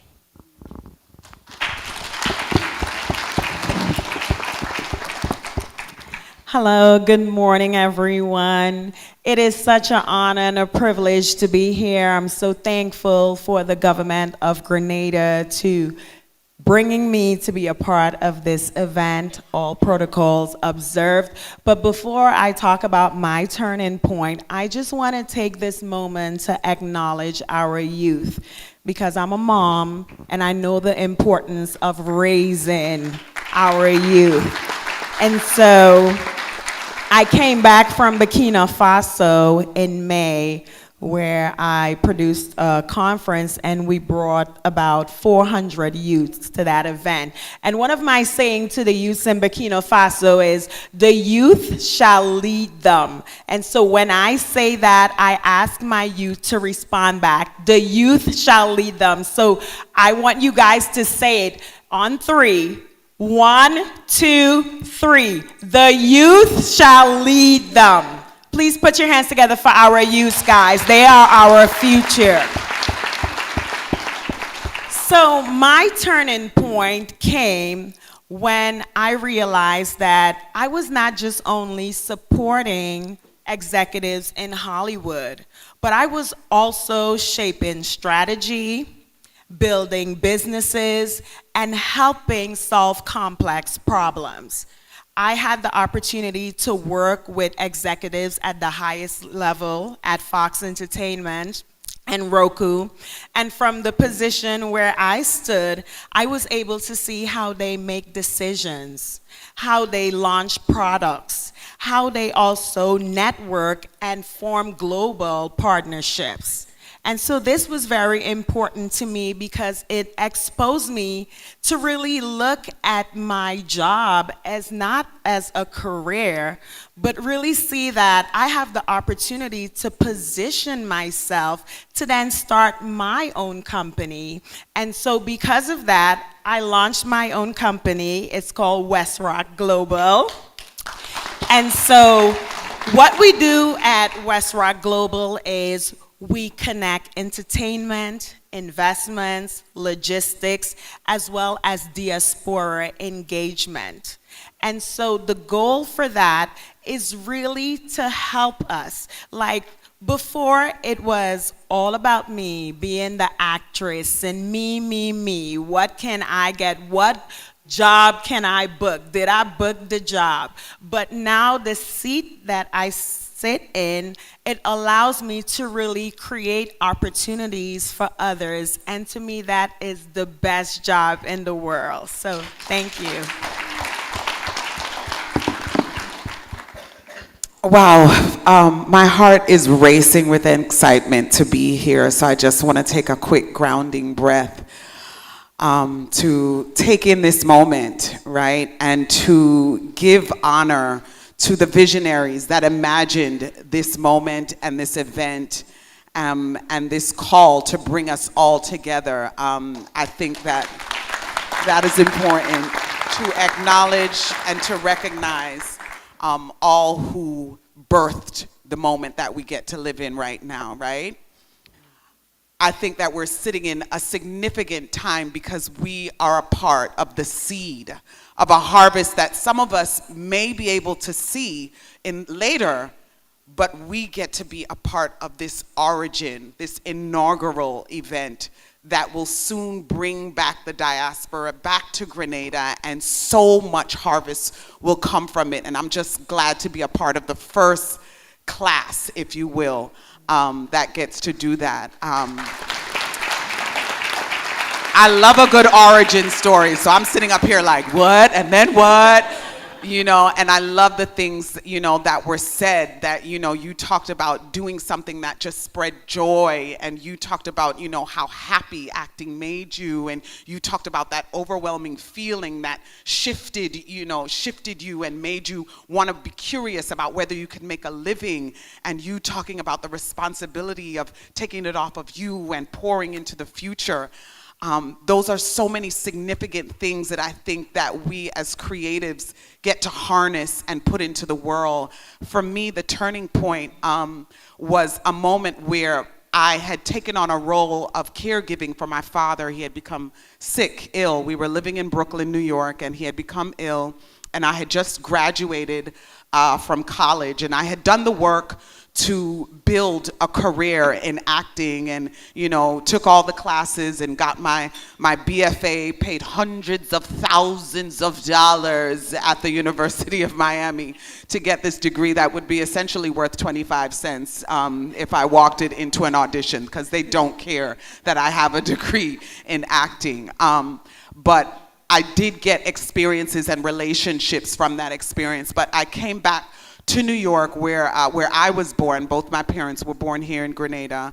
And I came back to New York, and my father had gotten sick, and I found myself having to shift my energy to take care of him a little bit more. And so I thought that I had to make a decision at that time to walk away from my career goals. And in doing so, there was just an emptiness as I, you know, began to put my energies into taking care of my dad. And I got what we call in the arts a survival job, which is just like, you know, something I do to survive. Many people know that artists are, you know, waiters or, you know, service staff. And so I started working in the hotel industry, and I had a whole plan for that. And I was taking care of my dad, and as I was doing the diligent daughter thing, I felt like a emptiness inside of me, and I felt like a tapping in my spirit. And I realized in that moment that I can't just walk away from a thing that I'm so compelled to do. And I realized that I had prepared for a career, but really God had planted a calling in me. And I looked back at the time I was, you know, heavy into my devotions, and I'd done a devotion one morning, and it took me to Acts chapter 20, verse 22, which talks about being compelled to go to Jerusalem. And there, you know, the Holy Spirit only warns that hardship and prison await. And the scripture says that, but I didn't care, because I considered my life worth nothing if I'm not able to live the life that God called me to do and to walk out that plan that God has for my life. And so that immediately spoke to me, like, what is my life but not to do the thing that God called me to do. And I realized that I wasn't in pursuit of a career. I was now on a path that was in line with what I was called to do. And I realized that the entertainment industry was full of darkness, but I was being called to bring light into a dark place. And when I pursued it from that perspective, the doors just began to open up for me. And trust, there were obstacles and challenges, but I was able to have a perspective about it where I could count every obstacle as joy. And so it was a delightful journey for me that was littered, with yeses and nos. And from all of it, I gained so much perspective and grew through it. And I'm grateful to say that, I stand now employed in an industry that has been folding in on itself, within the last few years. But I believe it is so because I am moving according to the call on my life.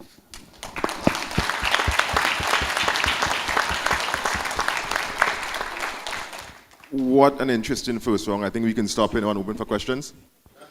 As I mentioned, I feel like I'm amongst giants, but what is common in all of your stories is that your journey started with some small observation, realization of a skill or a talent, and the desire to move forward with it or to explore it some more. And so I want to dig a bit deeper into that, that point when you decided, I have this talent, I have this skill, I have this ability, how can I move forward with it? Aisha, since you're hot on the mic, I'm going to start with you. Hot.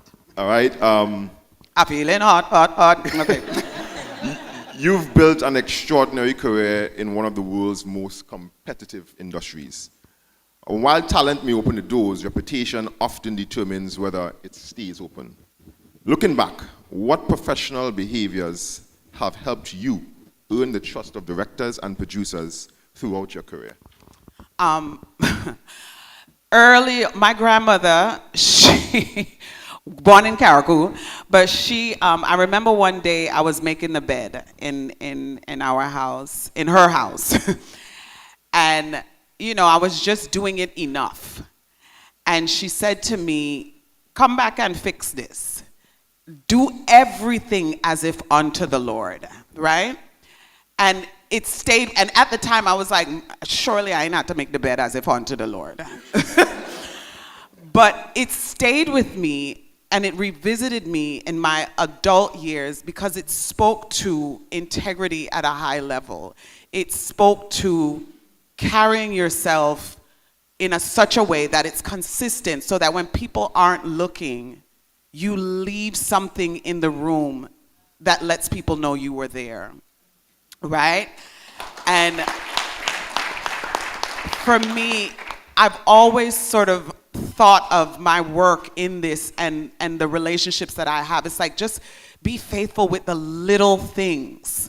When I first got to LA, I had this big grand plan for my life, and it wasn't necessarily playing itself out, right? And so I got my survival job working at a hotel.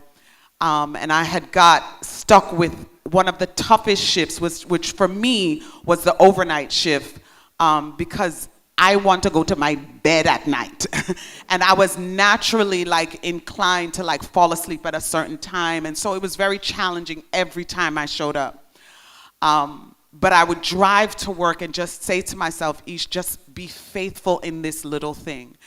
And it was standing at the desk of that job one evening where someone came to the desk asking for pointers. They had wanted, just some guidance and advice on what suite they should use. They want to throw a birthday party for themselves, and what suite they should use and what would best serve their needs. And I served this woman's inquiries and needs with the highest level of integrity. I didn't know who she was or what she could do for me. And it didn't matter because I was now wired to serve with integrity. And I showed her all the things and, gave her my, my thoughts and suggestions. Her party went off with without a hitch, and she was very happy. And one of her best friends came to the desk at the end of the night to just give the credit card. And she put it down and she was like, did you help Suki with this part? And I was like, I wouldn't say that I helped, but I showed her what, it's just, she's so happy, she's so grateful. And she talked about, the girl at the desk that was so helpful to her. And And I ran the card and gave it back to her, and she looked at me and she was like, would you happen to be an actress? And at the time, I didn't have a half a credit, nothing. So I said, yeah, I am. And she said, do you have a headshot? And a friend of mine told me, always be ready, keep your headshot, keep your resume. So I had one in the back office, and I walked it up and I gave it to her. And she was like, I'm a casting director for The Shield, and I have a role that I think you would be good for.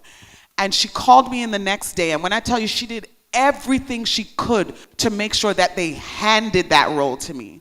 And that was the catalyst to my career taking off in California. And it started the journey, and it let me know to just continue working in such a way that you impact lives and impact people. And so I take that with me. The industry is very transient. 1 minute you're on this production, you're done. You're on this production, you're done. I remember early in the game that the rule was, listen, you may not always get the job, but build a fan club. Build a club of people that enjoy you, enjoy working with you. Even if I don't get the role, bring forth good choices that, leave an impression with them, so that it's almost as if when you left the room, your perfume still stinking up the place, but in a good way, And so that's the thing that I try to do. I just try to leave my footprint in the sand so that the generations coming behind me, they see it and they can follow behind. And I try to leave a good impression so that I am one that people like to work with, and I can find people that I like to work with.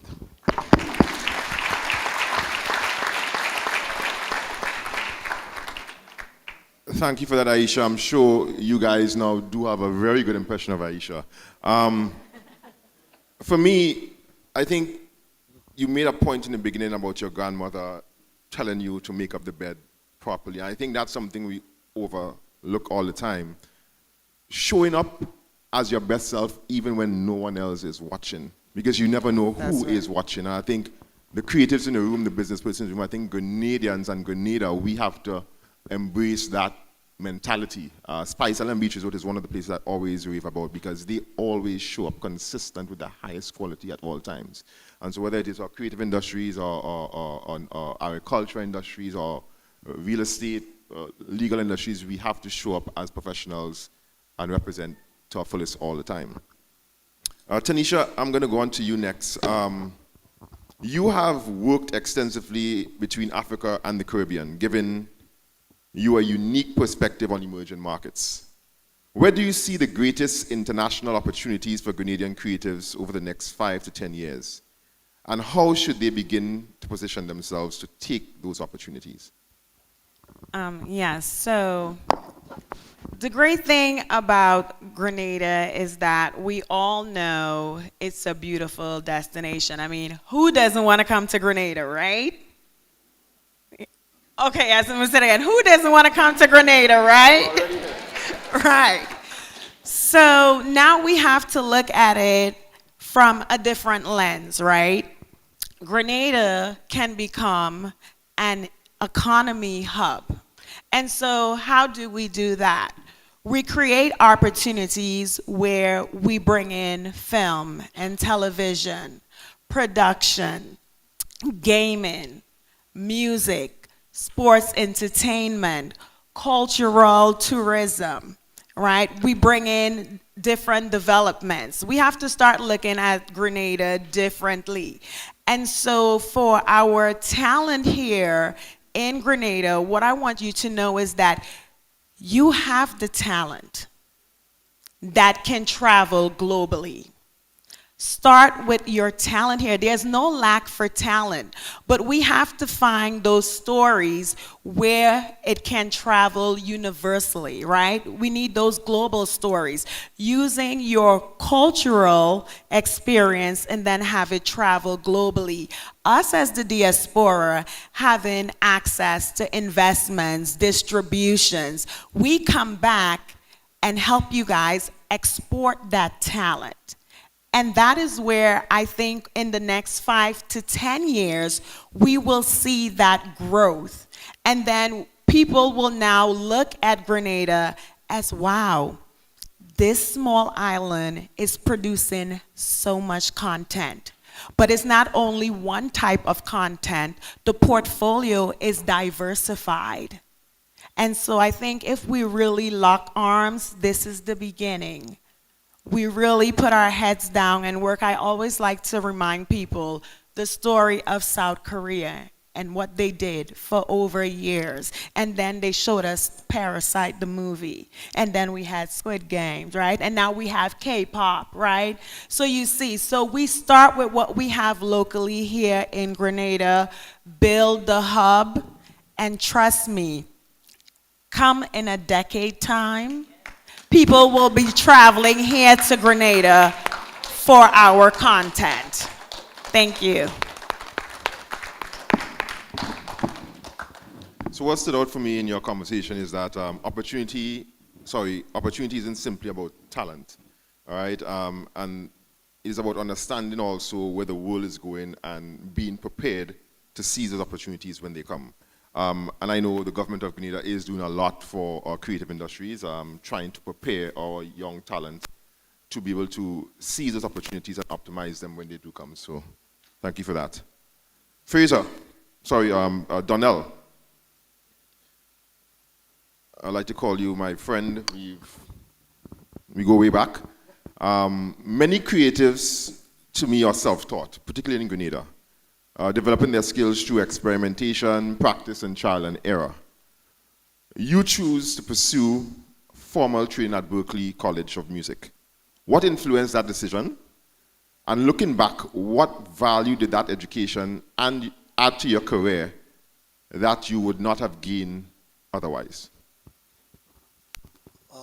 So for me, the reason why I decided to go to school was because I felt like I wasn't exactly sure what I wanted to do in music. Because as I said, it's a very massive industry. And going to Berklee, I'd be very honest with you. When I got there, I was super intimidated. Because there's a lot of kids who are rich, wealthy, and they've been having trading since they were 4 or 5 years old. And here I am, I started violin when I was 14, and I auditioned for it a couple years later, which technically wasn't enough time for me to get into a school like that. And I think it taught me so much about myself. I'm gonna get to answering your question, but I just wanted to give you a bit of how it worked. So I remember after going to San Francisco and seeing the symphony, I asked my teacher, can we do it? And she said, well, I don't know, because you haven't been doing it for too long, but we can work. The next 6 months, you're gonna hate me, but we gotta work. And I remember after I auditioned and I got in and everything, I didn't have the money because Berklee's quite expensive. And I remember here, I went to everybody, to the news stations, to the National Lottery Authority. I wrote to every person I could find, anything. I went to marinas, I did whatever. And I put a show together. It wasn't enough money. It wasn't enough because, as I said, it's expensive. And one day I got a call, and they said, show up at this particular place at this particular time, and you should prepare to play and sing. And when I did that, it was like a couple of rich investors from somewhere in Africa, and they're like, we heard about you, we saw your talent, and we're willing to pay for it for you. And it was wild because I'm like, is this really gonna happen for real? So now I'm in school, but I don't have a place to stay. What do I do now? When I was trying to do everything for my show and all of that, when I went to Berklee, one of the things that I realized was, I had a teacher and she said, Google yourself and see what comes up about you. And that years later made me realize how I even got to meet the people that I met. But pretty much what was happening is that there was a sailing marina community, they have their own thing that they speak to each other. And a couple had taken interest and started sharing their story, or my story, sorry. And it still makes me shake a little bit because it's so wild. I ended up staying on a 60-foot yacht. It was crazy because I'm going to school, and then at the end of the day, I go and I relax on my yacht. And what was really crazy is that the people saw me. They said, I don't have a house, but I have a boat. I went on the airport, and that was a little strange because I'm like, a boat, what do you mean? You know, I went on the airport and they had a cardboard with my name on it, and they invited me and they took me in pretty much as their own. When I got to school, and I really started to get into it, I was intimidated, as I said, because there were so many different talented people who did the classical stuff, did this, did that. I remember one time, one of the teachers said to me, I knew she had good intentions, but it like kind of hurt me a little bit. She said, you're not even the best of the worst violinists. And she said to me this because she thought my voice was amazing. She said, your voice is insane. You should switch to the voice department. You're gonna get more money over there. And I did do that. And the truth is, I know you guys don't know that, but I stopped playing violin for like 3 years. Like I just stopped completely. And being in school really exposed me to the fact that it's okay to be me. It's okay to not be as good now because I have the opportunity to be good later. You know what I mean? If I continue to work, if I continue to find myself, and it really allowed me to network. Like I ended up being on this, it's funny, but one of my friends from South Korea knew like some executive producers over there and invited me to this like reality show, and I went over there and did this whole thing. It was like a lot of fun, and I think if I didn't go to school, I don't think I would have had the opportunity to meet all these types of people and do all these types of things. I think going to school really allowed me to diversify the way that I think about music. Because like I'm a lover for like Arabian music and like Indian, I'm all in the, I like that kind of stuff. And I think if I wasn't at Berkeley, I wouldn't see, I saw a guy play a leaf. He took the leaf, he wet it, and he made melodies with that. It was the most insane thing that I've ever seen. So when I realized that like it's so diverse, it's so big, it's so beautiful, it just kind of made me sit with myself and realize like I can be and I can do whatever I want to do. I just need to make sure that I educate myself fully. One other thing I would say is, I remember my first semester at Berkeley, I came back home for vacation, and I think studying almost ruined music for me. Because I don't want to hear the chord progressions. I do not want to hear what timing, this is it, in my mind. So I'm here and I hear the jab music and I hear and I'm like, oh God, this is a little bit off. The rhythm is not exact. I had to stop going to school for a minute. Like I had to, because it was making it terrible for me. I think continuing to educate myself, like I ended up teaching at Brown University, which is crazy because at the time, I didn't have my degree, but they still employed me, which is wild. And being there made me realize that we really have a lot of talent in this country. We are an amazing people full of so much potential. And it's just that sometimes somebody needs to come and tell you. Somebody needs to say it. And that's one of the reasons why I'm here, because I feel like I would look around. There's this girl, I don't know what her name is, but I heard her sing and I'm like, this girl is insane. There's this guy named, you might know him, Keen Jules, the bass player, drummer, guitarist.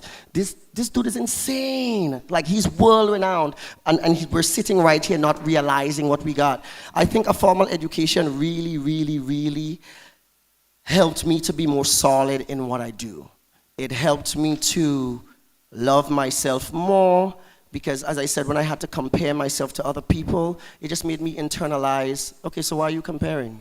You don't have their life. You do not have the resources that they've had. You guys have completely different stories. So why am I measuring myself to someone who has nothing to do with the way that I existed? So I think that was one of the biggest takeaways for me. Another thing about it, I'm gonna wrap it up because I talk a lot, sorry. Another thing that was like really life-changing for me, when I came, there was this teacher who said, look around, some of y'all gonna be famous. It's not who you think it's gonna be. Keep focused. They said there are people who will come in with the egos because they're already the big fish from wherever they came from, and they'll just stop working because they already thought they arrived. Say, continue working. And I feel like because she said that to me, the whole class, it really made me motivated to continue my studies, to continue learning, because music is one of those things that's universal. Every culture, every language, everyone has music. It's one of those industries that will never go away. And I think the formal education just kind of gave me the things I never thought about. It opened my eyes to the fact that there's so many. You could do music therapy, you could do composition, you could do film scoring, you can write for movies, you could do whatever you want to do. And I don't think I would have known that had I not gone to school.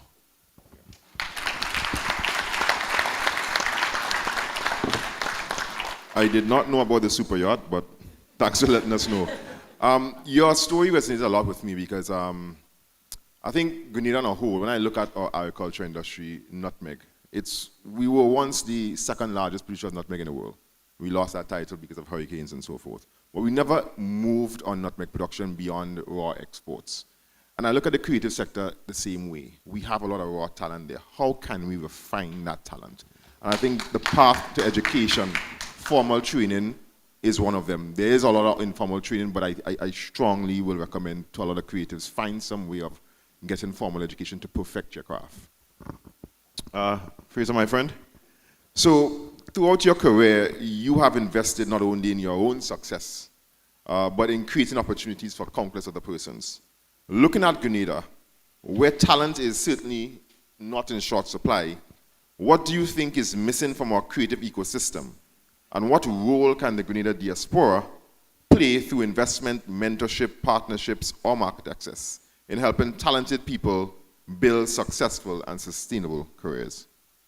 Wow. So it's well, I don't think I can fully answer or even remotely answer how what's going on with the creative Grenada ecosystem, because I'd have to study it to understand what's missing, what the missing bricks are. But I think I'd have to say, based on what I saw on Monday, that Grenada's on the right track with Vision 75. I think that it's a really imperative, initiative. And I suppose what I find quite interesting about it is that in many ways, looking at Monday and seeing how amazingly intelligent the ministers were up on stage, and of course the PM who in London I was honored to have breakfast with when he popped over. And in fact, at that breakfast I arrived at 8 a.m. and as black people do, majority of people were late, and so I managed to sit down quietly with Prime Minister and have a chat, and I found him to be extremely intelligent and very intellectual, and I suppose I saw the same on Monday in terms of the ministers that were up here, and the creation of the initiative speaks to that. But what I would say is, of course, politicians in many ways, they're like actors. They've got big egos, But, and with all due respect, I say that, but they don't know everything. And I suppose that's why this initiative is really important, because through it, reaching out to the diaspora, you can access, of course, the big brains that are required for the big projects, Polaris, energy, education, etc. But you can also reach out to the creatives. And with the creatives, I think you find another source of inspiration there, so we shouldn't forget that. And if the panel will bear with me and the audience, sorry, in the control room, Amanda, is Amanda there? Wait, yes or no? No, okay.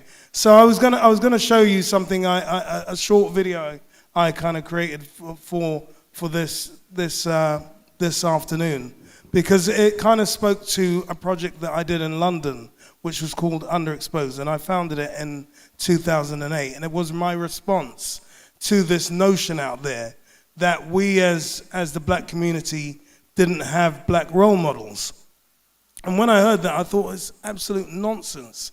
We have black role models in the UK. They may not be as visible as they are in the US because they operate differently there, but we have them. And so I came up with this idea of creating a photographic exhibition, and it featured 30 black, British, African, Caribbean actors. And I found an amazing photographer and curated this exhibition and kicked down doors like the National Portrait Gallery to get it displayed there. And then we also realized, of course, it needs to be at street level. And so we featured it in Peckham, in the high street in Peckham, on big hoardings. And it was meant to stay there for 3 months, ended up staying there for 20 years, So through that 20 years, what we found is there was a lot of inspiration from the youth who saw that. People like John Boyega, people like Letitia Wright, who lived locally, who used to walk past that exhibition. And one of them said to me, you know, whenever I was walking to and from school, no matter how I felt, looking at those portraits made me walk tall. And I think that's the key thing about kind of inspiring our young people, because we forget that as the small things, something so small as a portrait with a name and with a gem of knowledge that the artist supplied to say, you know, this is where I come from. You know, they look at that and it provides inspiration. And I think in Grenada, we have the same. We have in the UK, DIASPORA. I can support from the UK. I can reach out to, you know, people that I've mentored, who I kind of helped get into drama school, who are now the head of screen acting at RADA, and another one, the head of screen acting at Guildhall, and say, look, let's develop a plan. Let's develop a program that we can take over to Grenada, that we can use in schools. We can definitely do that. But I feel like in Grenada, you also have to focus on the guys that you already have. And you guys know this. We know this. You've got huge talent here. One of the members of my family who live in St. Patrick's has just come to London to receive an award at the Houses of Commons for marine biology. And you guys need marine biologists, right? So I said to him yesterday, are the Grenadian government aware of you? And he said, no. I said, well, why, man? Come on, you got to make them aware of who you are and how you exist here, so that you can also add to the mix of what the country needs, the big brains that will provide support on the Polaris, etc. So I think what's key for me is, yes, the diaspora in the UK or wherever they may be can support in terms of, I mean, I come up with my best ideas when I wake up in the middle of the night and then I have to write it down, or in the shower. And I'm sure there are many other people in the room, in the country, that have similar ways of approaching it. And so we have to find those guys, register who they are, which is something that was spoken about on Monday, create a registry of people that can support in the plan for Vision 75, you know? And so, yeah, I think diaspora for sure, but also from Grenada's aspect, yeah.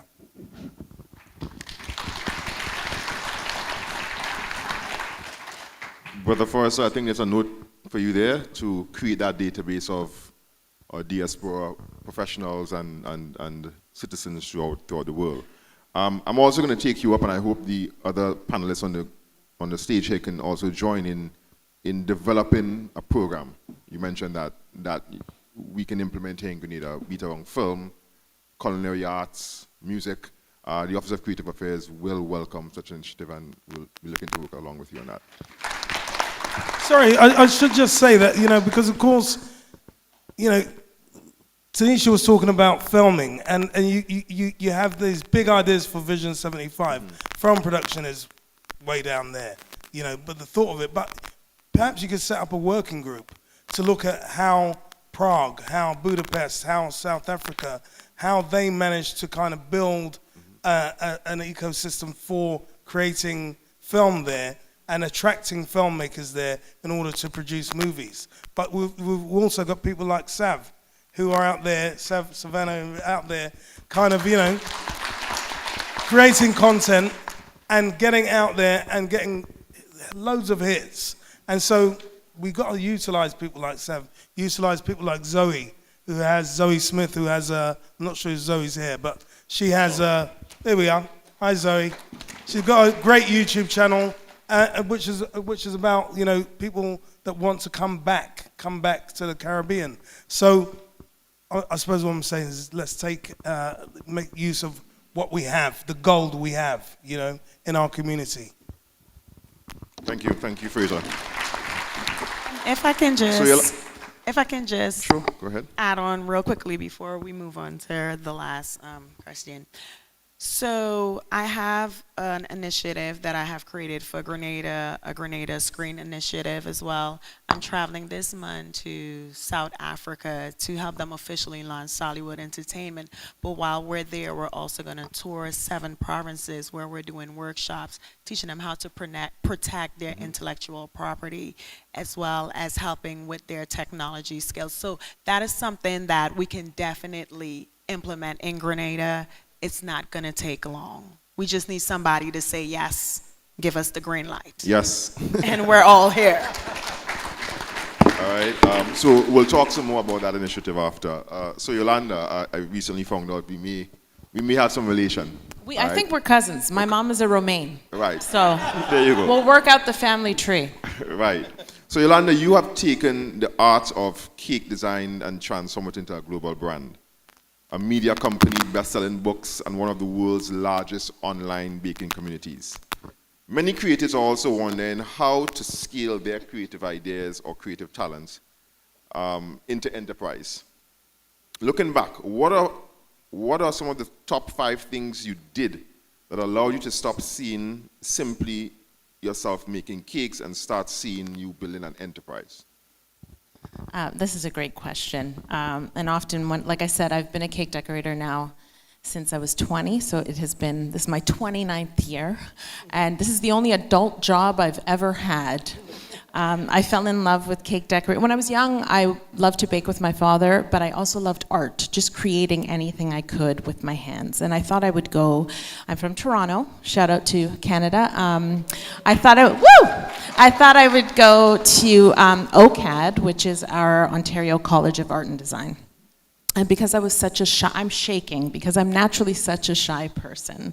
My art is one of the only ways I open up and express myself. YouTube and television have really made me come out of my shell, and I'm grateful for that. But sitting up here, it just feels so real and so scary to share my story. And amongst giants, might I add, I was hanging on every word of all of your stories. So the first thing I did is open up and let other people recognize my talent, which was very hard for me. I'm a perfectionist. I'm a sort of put my head down and work hard kind of girl, which is what I did for years. I sold cakes out of my mom's kitchen, and then my mom allowed me to build a kitchen in our basement in the space that used to be my father's business, and he unfortunately passed away when I was just 21. And I sat looking at that empty space, and I kept thinking, I'm gonna build a professional kitchen where I can just make cakes and not be in my mom's way. And I eventually did that in 2006. So for 17 years in Toronto, I sold cakes to clients. They would come see me, I would have an interview with them, I'd sketch something or envision something for them for their special event, usually weddings, bar mitzvahs, 50th birthdays, big things. And then I would work on that project and I'd deliver it, and then the whole thing would start again. And I did that for years, and it was really fulfilling, and I loved it. You know, the hardest thing about being a creative, and you let me know if you agree, you have all of this creative energy and imagination inside you that just, for me, it just wants to pour out. But there's parameters. So in my world of making cakes, the parameter was I had to make whatever cake people hired me to make, whether I loved it or not, you know, no matter how much I gave them my input of my point of view, your client wants what your client wants, and that's what you have to give them. And so what happened to me was I was kind of discovered, as they love to say, in a creative field. You know, you go on anyone's wiki and it says, she was discovered walking down this street or, you know, playing at this concert. So unfortunately, when it comes to the world of creative fame, there often is someone who has to open the door, cut the red tape for you, or notice you in some way. You need that right person. And for me, that was someone who is now my dear friend and my business partner. She's a TV producer by trade. And she came to know me through a friend and made a sizzle reel of me. And I was on TV for the first time on a Canadian Food Network show called Sugar Stars. And on Sugar Stars, what we did was we made these elaborate sweet tables, my cake at the center, baked goods to match, but then my partner did florals, linens, everything. So it was just like a spectacular, sweet, you know, celebration with a different theme every single time. And like I mentioned, the hardest part of that for me was just being on camera. I could barely handle it. I can't tell you the number of times I cried, went off camera and cried, because all I could think was, this is a chance for my whole country to see what I can do to put my cakes out there. And you know, in the corporate world, not that I've ever worked in it, but I hear people refer to the glass ceiling a lot, right? There's a glass ceiling. When you enter, depending on where you are, there's only so far you can go. And eventually you've got to put your hands up and push it away. I believe as a creative and an artist of any kind, you kind of impose that glass ceiling on yourself, because you can only, maybe this is true to me, I could only dream in stages, right? I never saw, where I am now, I never saw it coming.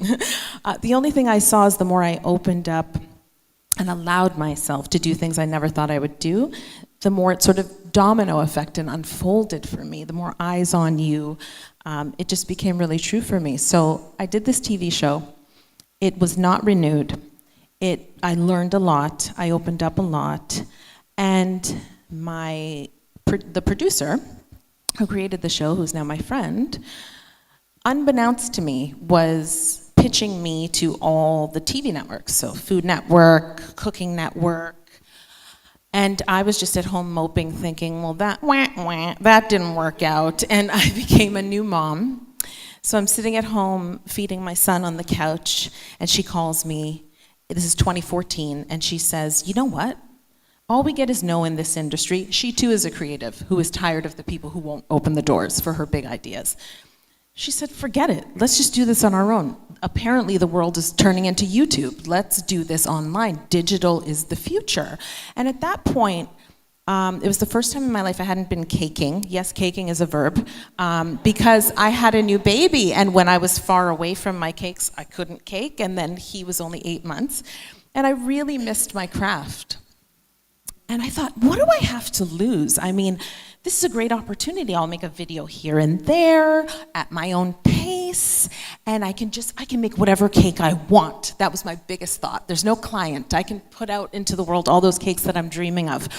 Boy, was I wrong, because the biggest blessing of this journey is that in just a day shy of 1 year of posting on YouTube, our channel hit 1 million subscribers. And yeah, and this is in 2015. And so that was unheard of. And when that happened, guess what? Here came everyone trying to open the doors. So book publisher, 4 different book publishers, the same TV networks that rejected my partners were now saying, hey, have you ever thought about making your cakes on TV? And YouTube, though, it's a rocket ship. My partner and I love to say, you know, we boarded a rocket ship, we haven't even strapped in, and we've been riding for 11 years, still not quite strapped in, because we never know where it's going to take us, whether that's up or down. So the first thing I did was open up to somebody else's idea of me, someone else seeing, you know, the passion inside me and saying, hey, why don't you use it like this? Because I can tell you, I can promise you, I never would have done that on my own. Then the second thing, as I mentioned, was a book. This was actually one of my biggest dreams, and my partner recently reminded me that when she first met me, my password to get into my MacBook was, I want a book. And I must have typed that for years. And I had completely forgot that I wrote that, but it was true. There used to be a store in Toronto called the Cookbook Store. I loved it. I would go in, I would look through books that I couldn't afford because they were mainly imported from England. Lots of cake decorating in England, but they were very expensive to a 19-year-old girl, right? And so whenever it was my birthday or Christmas, my mom would go down and buy me one of these books. And so here came a publisher. So I wrote my first book, How to Cake It, in 2017. That's the year that I turned 40. So it was such a monumental year.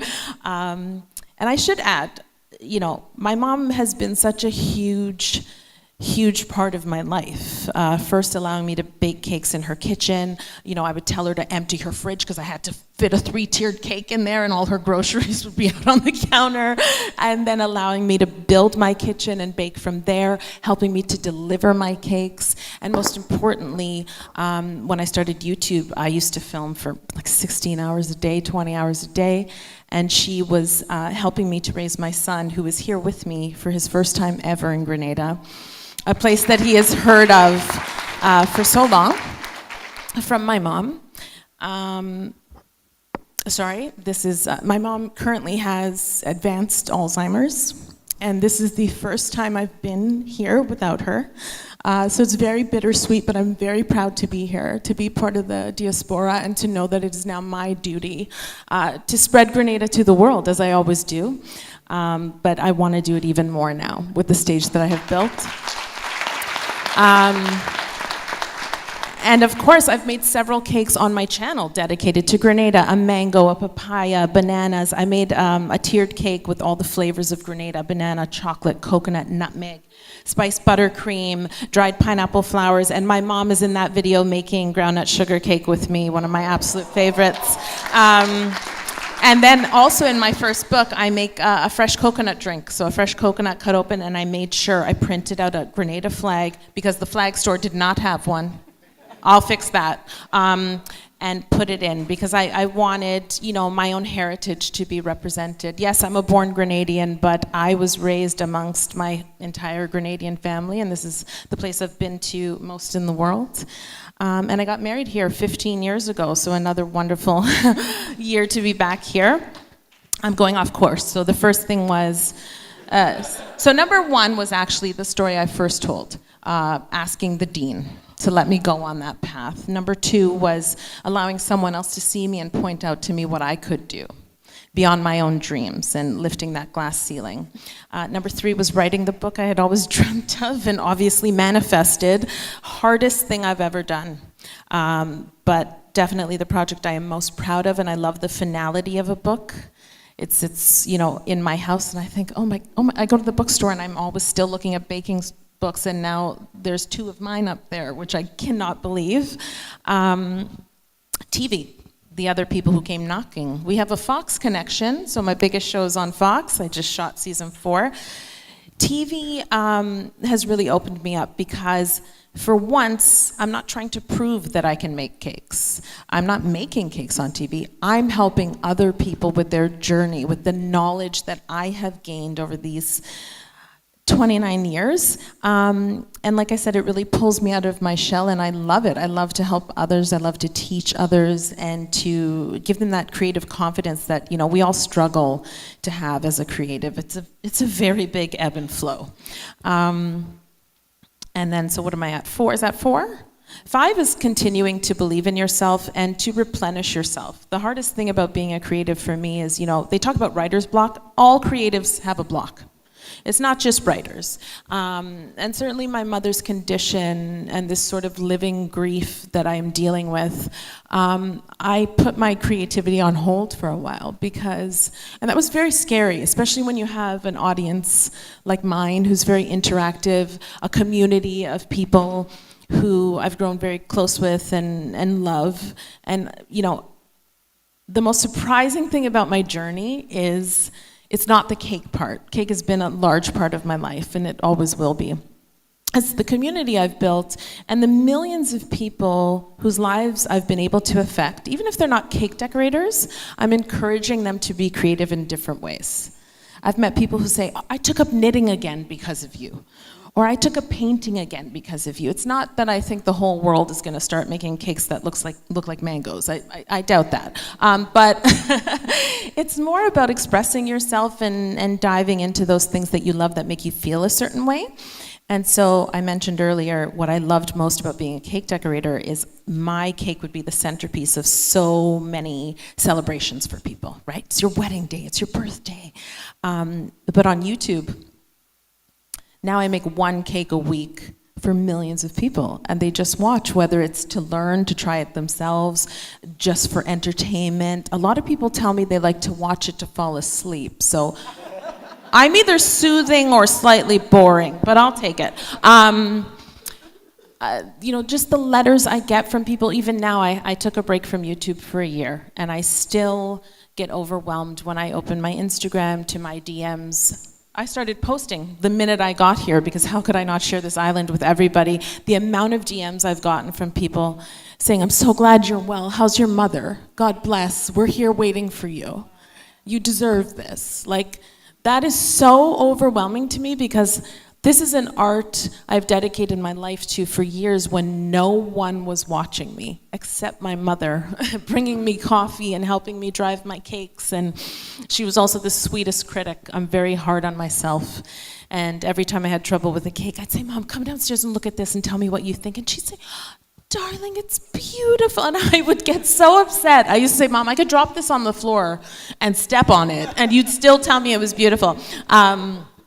But that's who she is. She's the sweetest. So I think continuing to believe in yourself and also letting yourself rest, regenerate, nourish yourself, because that's how you're going to continue being creative. Creativity is not, a constant rocket ship. It absolutely isn't. You have to learn to go with the ebb and the flow and relax when you're in those ebbs, and know that you will get back to flow again. And maybe it won't feel like the last flow, it'll feel completely different. I went from making cakes in my basement to writing a book to being on YouTube to being on TV, and now being here, somewhere I never thought I'd be, but I'm so happy to be here. And the other thing I love about Grenadians is there's always another Grenadian they know. I'm here because of Randall, who is my cousin's cousin. And it just happened. It's like, well, I know someone, and I know where you should be, so I'm so happy to be here. What a beautiful story. What stood out to me about your story is the transversal nature of creativity. You started as a baker, baking cakes, moved to a content creator on YouTube, to writing your own books. And you really get the benefit of the creative industry or occurring creativity when you seek collaborations and open up to collaborations. I think that was your most powerful thing for me. Your first collaborator was your grandmother. And at each point, there was somebody who saw what you were doing and was able to collaborate and add value to your creative practice. And in Grenada, I know sometimes speaking to creatives, they're often hesitant to allow other creatives to come in on their projects. And we have some work to do as a government to build the legal frameworks that will allow those things to happen seamlessly. But we have to trust people. Of course, be cautious also, but collaborate. The fashion designer will need the illustrator. The illustrator may need the videographer. So we have to collaborate and really utilize the full spectrum of the creative sector here. So we've heard a lot from our May I panelists. add something really quick? Sure. I'll be really brief. What really stood out to me is the thing about the password, because I also did that. For years, my password for everything is I am going to make it. Every time I type it. And the thing is, what was interesting is, make it how? It was different. Making it meant different things at different times, but it really reminded me that I'm gonna make it. So my first song that hit the 1 million views in like 3 or so months, I experimented. I thought, what can I put that would like get people's attention? What can I, and I tried like my best with it. And the thing is, like, you, as we say, like the creative people, we have to motivate ourselves. I'll be looking myself in the mirror and say, you handsome boy. I'll be like, you talented boy. Be like, you healthy. Right now you're lazy, but you're not gonna be lazy tomorrow. Whatever. You have to really just find a way to dig deep and continue to motivate yourself, because it's one of those industries that's kind of, it's strange to me, because like we don't always know what we're gonna do, when we're gonna do, or how we're gonna do what we're gonna do, but we just do. So it really, really stood out to me and encouraged me that, there's a lot more like us who like just sit down and find ways to motivate ourselves with the little things, but I feel like it has a massive impact in our lives. And it's not like other fields where, again, I wouldn't know anything about this, but I'm assuming if you want to be a lawyer, you go to school, you go to law school, you do a dissertation, you work at a law firm, you know what the steps are. The ladder is put in front of you, and you say, you start here, and then you go here, here. When you're a creative, the ladder is a tangled tree. You have no idea. And even if you think you know, you might be on your way up that ladder and suddenly you realize, oh, I could turn this way, or I could turn that way, or maybe I should go back down another step for a while because that's what I'm actually feeling in my heart right now. And then I'll go back up. So you have to become really comfortable with the journey and just open up to it. It's very scary. So we've heard some remarkable perspective this morning, and we'll pause now to allow the audience to pitch any questions they may have to our panelists. Wow. Okay, so just please stand. There's a mic to the center. Utilize the mic. Please speak loudly and keep your questions brief so that we can attain as much questions as possible. Thank you, Ambassador Main. So my name's Laura. I'm a British actor with Grenadian heritage. So it's very exciting to be here alongside Fraser representing Grenadian UK actors.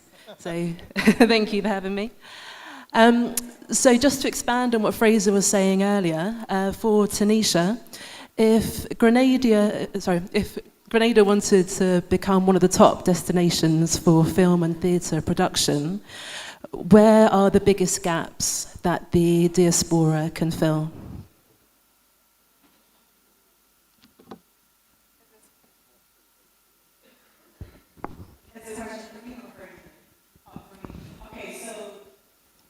The biggest gap. So, I mean, we can look at it in different ways, but what I would say right now is the fact that we have to build the infrastructure, right?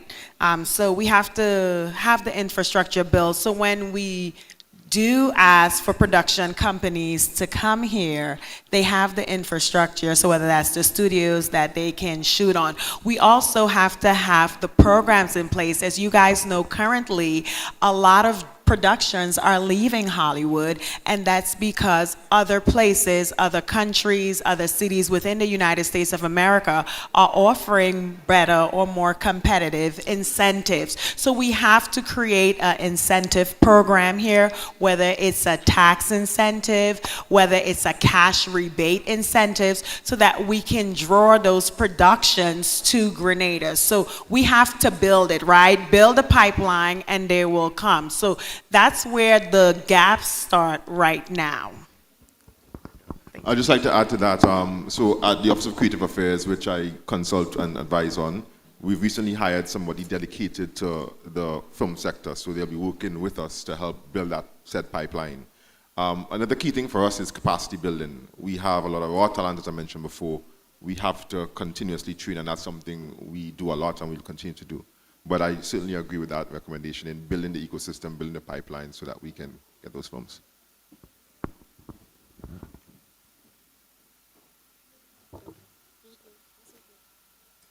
Hi, good day, everyone. My name is Mashaida Phillip. I am the founder of the 12 Degrees North, 61 Degrees West Grenada Film Festival. And I also serve in the capacity as the Vice President of Imagine. This is a newly established multimedia association here in Grenada. So my question basically is an open question. And first I'm going to make a comment, and then I'm going to ask the question. So you said that I agree with you because I'm also representing the diaspora. I live in New York and I live here in Grenada as well. So you talked about building the hub, building the platform, and then they will come. And then you open it up. But one of the challenges we have here is access. You have a lot of stories, you have a lot of talent that we have here, and I must say thanks to the government of Grenada for all of the investments that they have been making in streamlining the creative sector, because it's very important. But with the challenge of access, Grenada do not have the tax incentives that you spoke about. We do not have treaties with a lot of the different regions like Canada, the US, and all of these places for us to have co-production opportunities. So my question to everyone up on I wrote it down because I need to speak about it. My question basically is, what are some of the personal investments each and every one of you are willing to take to co-produce projects with us here in Grenada, here locally? Because a lot of people come up to us and ask, we have a great story, but we do not have access to talent, agencies or representation, or even producers who are more experienced in getting the projects in front of the right eyes to fund it. So what are some of the obligations or some of the some of the things that you are willing to risk or also invest, I should say, in getting our stories developed and be told in order to be streamlined in major festivals? Okay, that's a great question. I think I'll start, and then I think everyone should answer it on the panel. First, I would say is I'm here, right? That's a start. I'm here. I'm investing my time. I'm sharing my knowledge. my expertise that I have acquired over the years. So I'm here, that's a start. I've been asking for meetings to speak with members in those key positions so we can fast track this, right? Like I spoke to someone yesterday, I was at Dodgy, I had a great time. And while standing in line to get my tickets, the conversation was, well, I'm in the arts, how can you guys help support us? And something I like to tell people wherever I go, whether it's on the African continent, it's in North America, or here in the Caribbean, you guys have so much talent. Come together. Maybe somebody's a cinematographer, a director, somebody does sound editing, lighting, make the project. And now you have access to folks like Aisha and myself. Then we can use it where we have influence and share it, maybe get it on a platform for you. And then they can see where the partnerships lie. Maybe then you will get paid on the back end based off of how many views. But start there. It does not always require a big upfront investment, but you can start by everybody coming together and lending your talent and making a project happen, and then next, folks like us here can then take it to get it distributed for you. Or we do a co-production with the government where we do public-private. They invest in a film that they want to show to the globe what Grenada has to offer, and that could be a kickoff.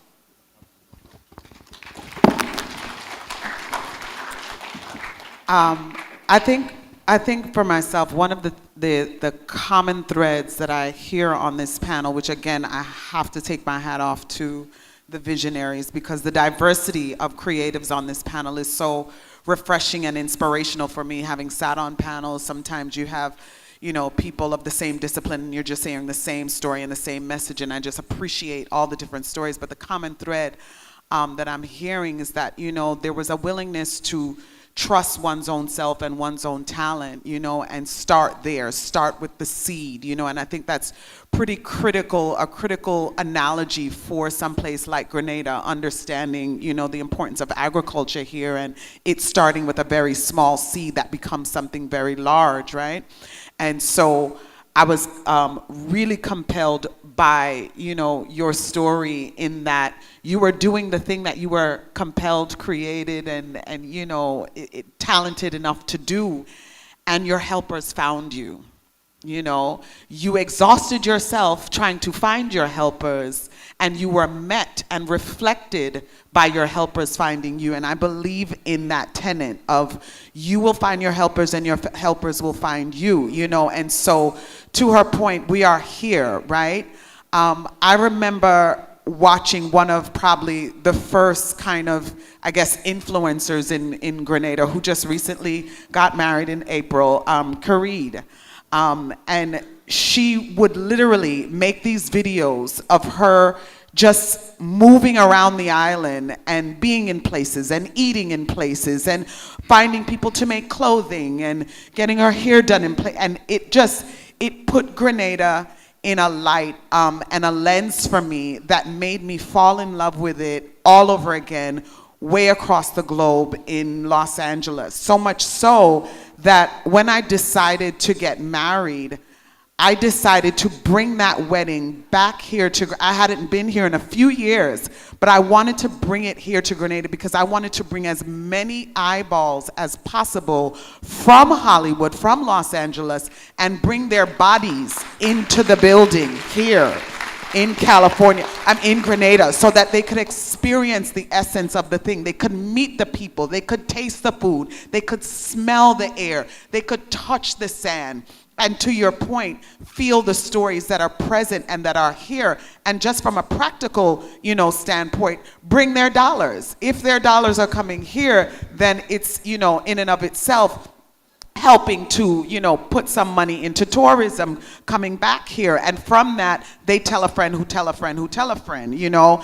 And so the whisper is still there in Hollywood. And every time I come here and every time I talk about it, the conversation comes up again. But I do believe, you know, to answer your question, creating the thing, right? creating the thing and then locking arms with me and letting us know, letting us, brainstorm, spitball at the wall, being very specific about who we want to talk to, and then reaching out to those people. I connected with someone the other day. People just assumed that we knew each other. Her name is Alyssa Payne. She's a film producer. She produced a documentary that's on Netflix right now called The Perfect Neighbor. It's, on the circuit. It's been nominated for an Oscar at the moment. And she's Grenadian. And someone was like, I'm sure you guys know each other. And I was like, I don't. And they created a text, something as simple as a text introduction. It doesn't have to be this big, massive, important, meeting in a boardroom. It literally is reaching out to your neighbor. I look at each table and I'm seeing us as a panel. Each table is its own panel of people, it's connection, it's community and harnessing that.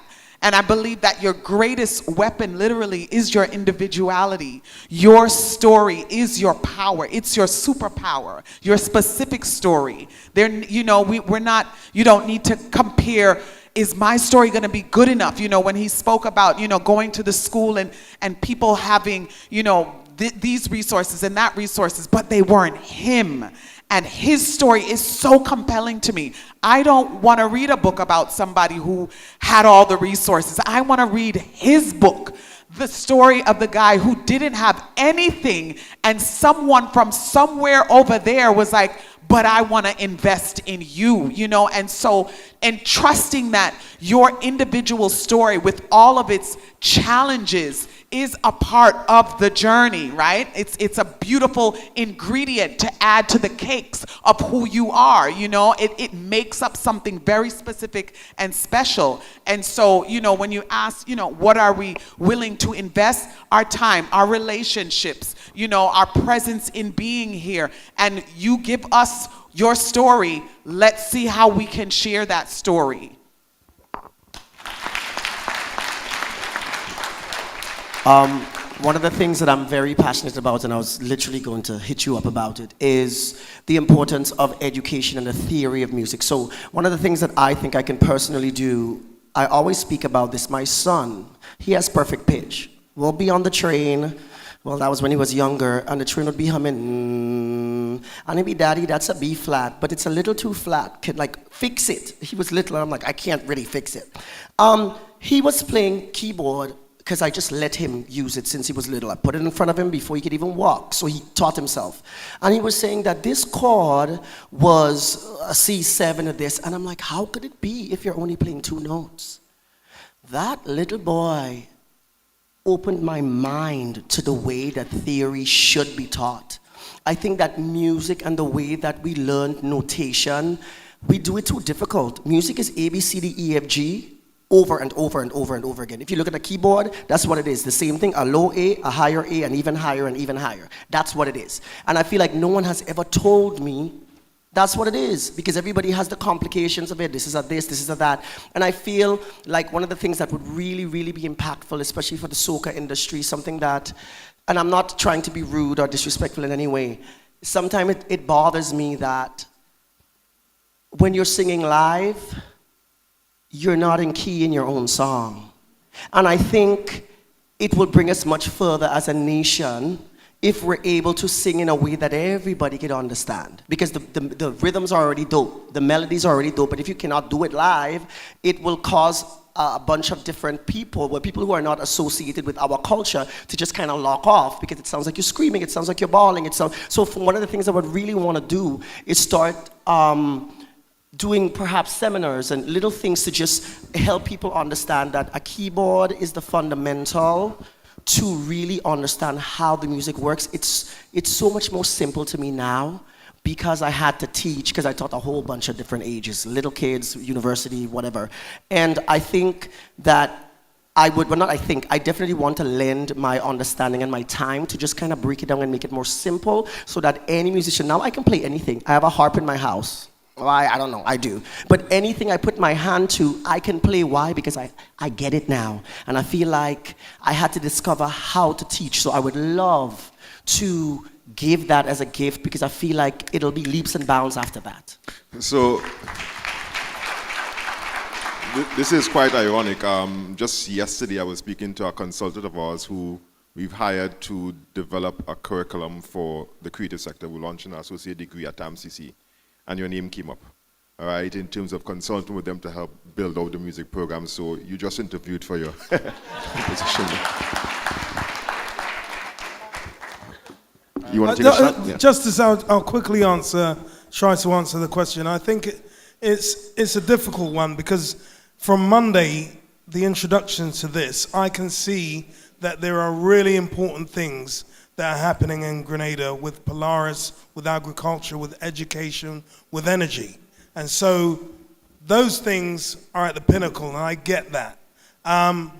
So I understand why the creative element is not seen as, and it's kind of an echo in the background. But what I would say is this is a start, because what we've gathered this week, as far as I can see, is that we have to engage the registrar of people like us that are interested in giving back to Grenada in some way, in whatever way we can.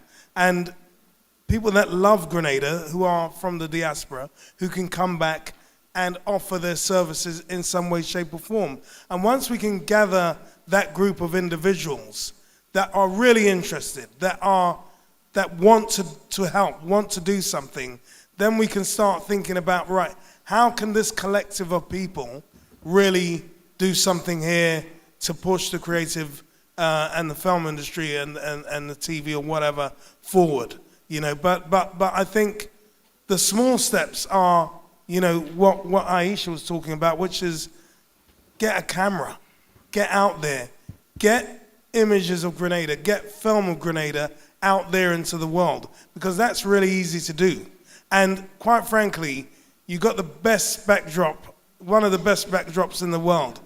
Everything you look at on the screen looks amazing, so it's like I think that's a simple win, to get a camera and to film yourself in the environment, and to get it out there.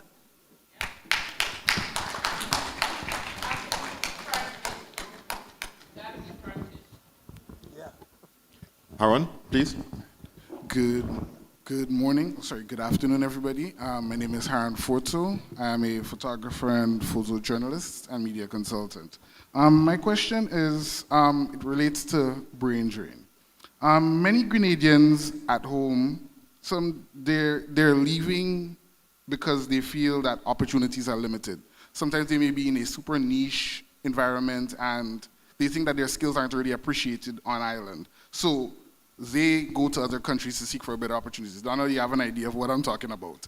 And in this case, which the government is doing, the Grenada Diaspora Homecoming, which I really appreciate, you have so many people who have had lots of amazing experiences outside, and they're coming back home.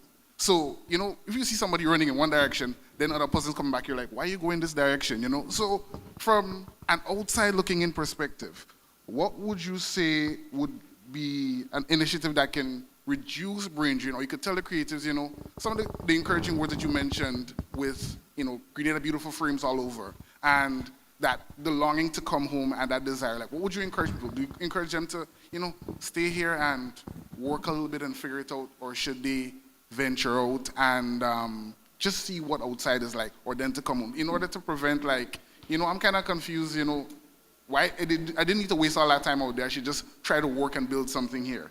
And my other question is, how can we create a true marketplace? I understand we have the Homecoming Diaspora Forum here. How can we create a true marketplace where Grenadians at home can collaborate and network with creatives here, so we can discuss the nitty-gritty, like talk about details of, set design, networking in terms of camera angles, camera perspectives, photography, media, acting, those sort of things, where we can meet directly and just exchange ideas, exchange products, and build into something that, I'm speaking to you from a direct perspective, so I understand your vision, I understand what you're going through. Let's work together to build a bigger creative economy in the diaspora and in Grenada.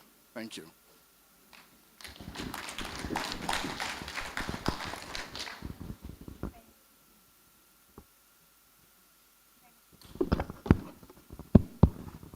Thank you for that. So the first thing that I would say as far as the brain drain, I mean, and it's not only here in the Caribbean that they're talking about brain drain, they're talking about it on the continent of Africa as well. Because as we realize, human capital, right, that is so important to a country's success, like to be able to keep your citizens and be able to have them really pour into the society, the economy. So that's important.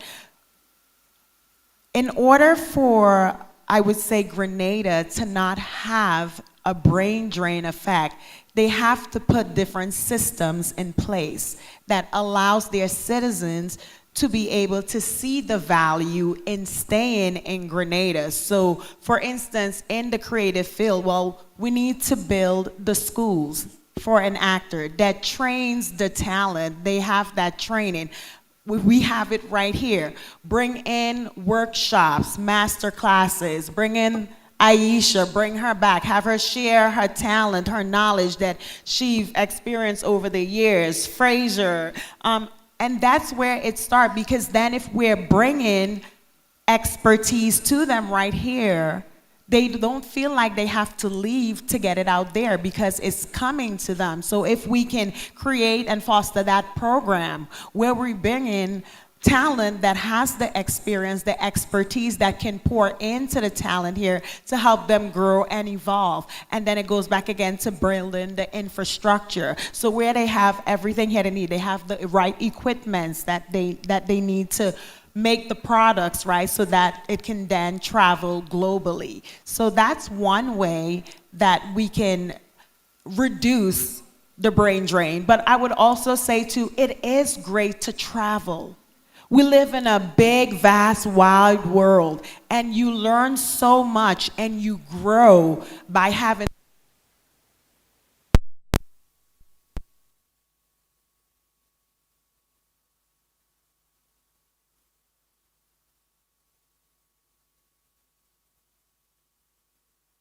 One, two, 1, 2. 1, 2. Okay. Yes, thank you.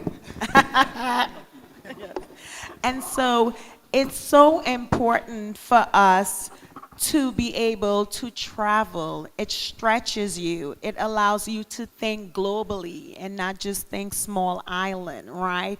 But if we have the right systems in place, we can trust that when our citizens leave and they go travel and they build their knowledge, they come back and they pour into the younger generation that's here, to our youth. So let's build the systems, build the infrastructure so we can maintain our citizens, but still allow them to be able to travel, to expand, but knowing that we're confident they're gonna come back and pour in. Thank you. Okay, so I've been given notice of time, so we have 1, 2, 3. If you guys can be very brief with your questions so we can entertain as much as possible, but we have to wrap up this panel soon. Thanks. Hello. Hi, good afternoon, everyone. My name is Genevieve. I am a young artist, a visual artist, and a content creator. If I'm shivering a little bit, I'm not scared, guys. I'm freezing. I've been suffering here for quite a while. But one thing I've noticed about at least everybody here, they said that they would have gotten an opportunity. There would have been somebody that saw them, spotted them, or either a mentor or a tutor when they went to school, saw them and gave them an opportunity to come more into the light. And there's a saying that, you know, you don't really see a diamond shine until you put some pressure on it. And as much as self-motivation is important, I think it's very difficult to put that type of pressure on yourself. And I want to know, how important was it for you to have a mentor? And what do you think you did in order to put yourself in the right environment to find that person? Or would you say that person just found you? Thank you. That's a really, really good question. You have to firstly believe in yourself and just continue working on what you think. Like, we tend to know, how do I phrase this? Everything that you need is inside of you. Just continue working on it, and eventually you would attract the right people. I will tell you this. I remember I was in Prickly Bay Marina. I had a show there that's before even being able to get all the money to come. And I was passing around a basket because the person who had the show said, you know, take some donations. And I remember this girl saying, why you begging? You didn't see me begging. I go into SGU, I need money too. You come and you want to go to your music school and you there and you begging for money. When I tell you, I had to it took everything in me to not just run away and cry. Like the water was right here. I had to just suck it up and just know that I want to try the best that I can, and if I don't get there, I feel confident enough, I feel good enough, I feel happy enough that I tried, and maybe that's not the path for me. But I think if you do not really just continue to focus on the little steps that it would take to get you where you think you want to go, I feel like eventually the right people will find you. You are going to have issues, you are going to have problems, but I think it's important to look at the things that don't work out as a stepping stone, as a learning lesson. It usually will help redirect you in some way. So I don't think you should put too much, put too much pressure on yourself necessarily. But keep trying. That's all I could really say. It comes to you. And if you believe in God, pray and ask him for what you want, and he's going to bring it at the right time. You know, that's what my advice would be. Thank you for that. Before we go forward, we're running out of time, so I'm going to entertain 3 more questions. And I'm going to ask those who are standing if we can prioritize. I see 2 young students at the back, if we can prioritize them. I'm going to ask our panelists to make themselves available afterwards so they can entertain the questions of those who didn't get to ask. All right, so if you can prioritize the 2 students at the back, we're going to take 3 more questions. So the gentleman who's standing, you can continue. And if you could take 2 of the students at the back, then we'll close that off. Thanks. Hi, my name is Clovis Lowe. I've been coming here with my wife since 2000. We are a creative digital organization that works with young people in England. And we have been coming here, and one of the things that we have found, in terms of how we work with young people here, is that we've worked with a number of young people at New Low and a number of the orphanages, teaching creative and digital skills to them. One of the issues that we have found has been access to equipment. And generally, one of the things that at the core of our things is owning the means of production and generally just creating the things that you want to do, and regardless of what the pressures and the external pressures are. And having been here teaching young people on our little way that we do,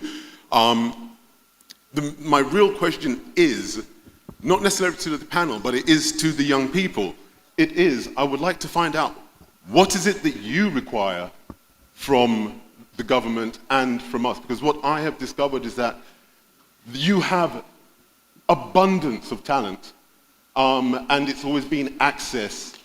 And what I would encourage you to do is to create regardlessly. But I am coming from outside, and I know I'm not born Grenadian.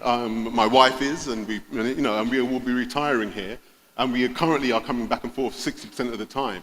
But what is it that you need so someone with my experience and my skills could help develop and give you? And we are generally looking to help and help with the Grenada government and help them deal with this Vision 75. So realistically, the question is, what is necessary? And I would like to hear it realistically from the young people. So it's quite pertinent that the young people are going to be following. So yes, that's basically really it. It's to find out what the young people really need, rather than people like me coming in from outside and delivering things which are generally unsustainable, because once I leave, the equipment is not there to continue with them. So that's one of the things that I would like to find out. It's like, generally, what do the youth need from us? Yeah. I'll just probably make a comment on that question, because it's a really good question. Just to provide some information, the Office of Creative Affairs, through the Government of Grenada, we do have a program under our Business Development Fund that provides grants for persons who persons or organizations that are non-for-profit. All right, so you get up to $25,000 to do things like purchase equipment, and it's monies you don't have to pay back. So we have a lot of facilities available. So I think more so for, I don't know if anybody from Officer Creative is here, but maybe doing more communication around the facilities that's available so that our young persons know what's available. You have concessions, 100% concession of equipment. You have vouchers of $5,000 to do your marketing. You have soft loans of only 2%. And you have grants of up to $25,000 for doing work that's community-based. So there's a lot of things available for our young people. I guess it's a matter of getting that information out to them. But we can certainly talk after. Good afternoon, everyone. My name is Kamari Bernard. I'm a student at the Anglican High School.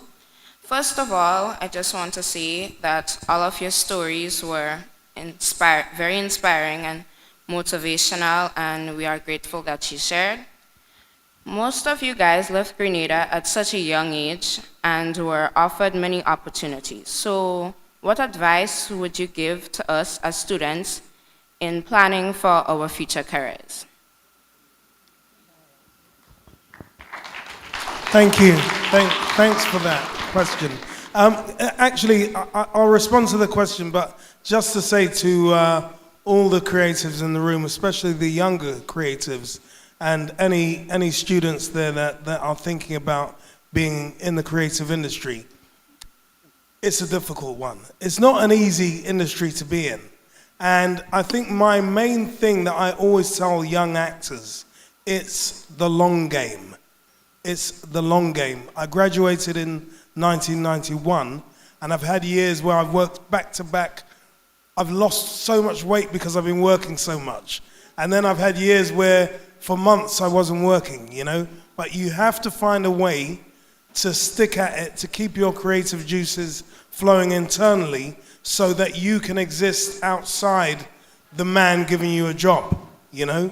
So I would say to you, find a way to focus in on what your targets are for what it is you may want to do.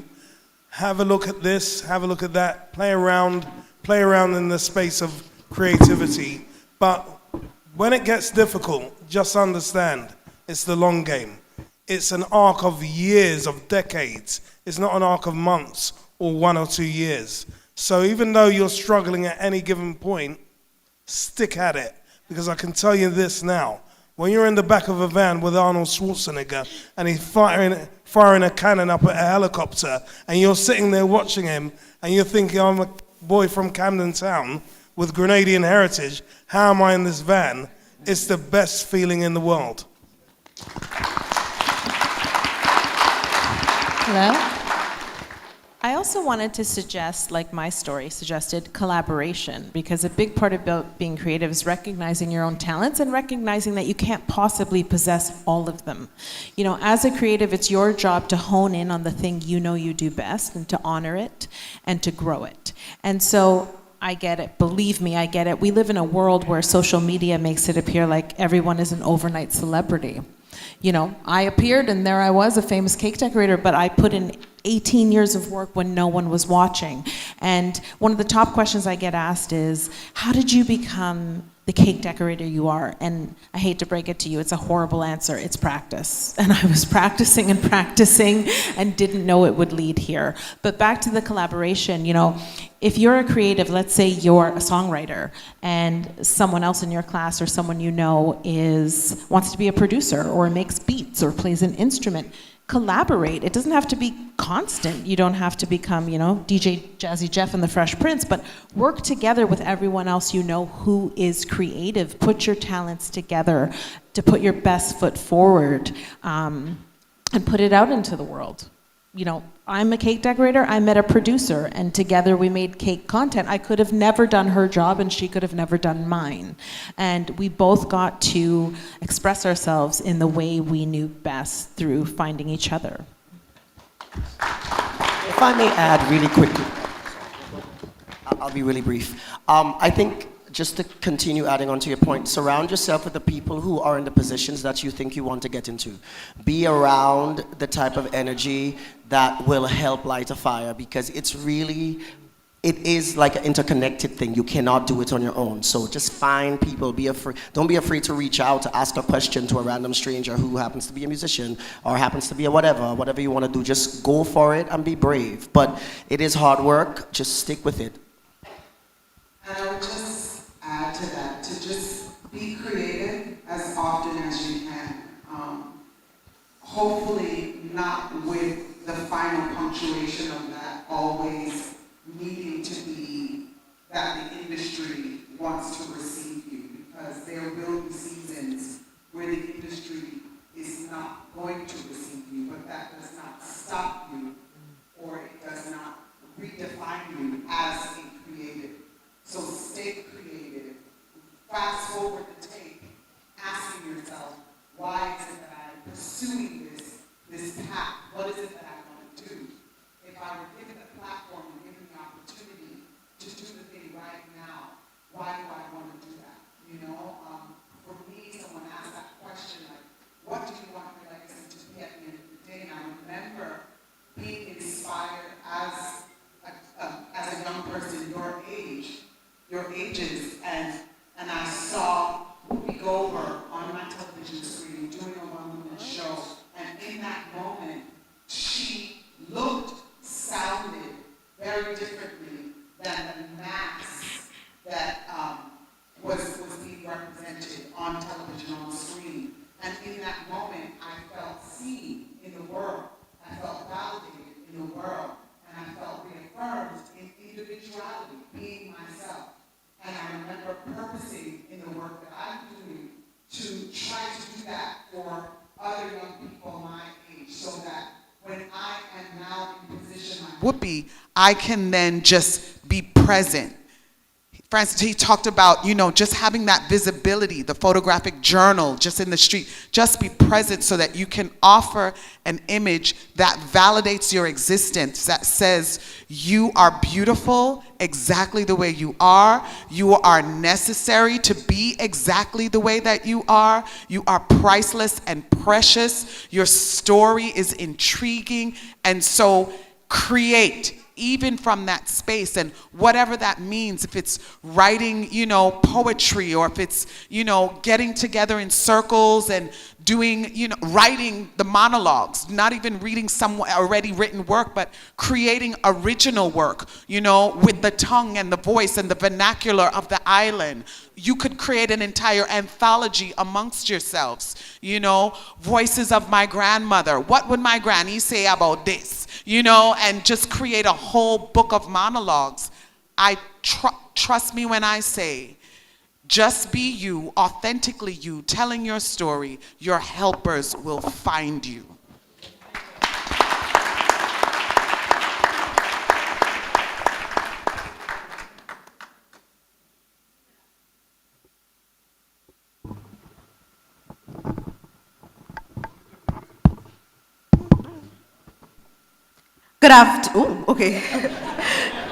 Good afternoon, all. My name is Mahalia John, a graduate from St. Joseph's Convent, St. George's. And today, my question is, we all know the importance of dedication, hard work, and most importantly, talent in this industry.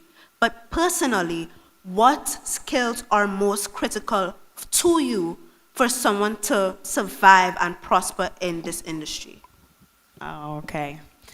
Thank you, Mahalia, for that question.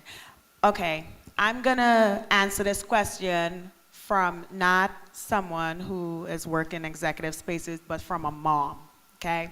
So I have a 17-year-old son. He wasn't able to make it on this trip with me. I brought my 14-year-old daughter, and this is her first time in Grenada. I'll bring my 17-year-old son next time.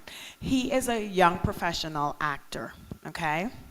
When he started acting, he didn't know what it is to really just be himself, be present, live in the moment.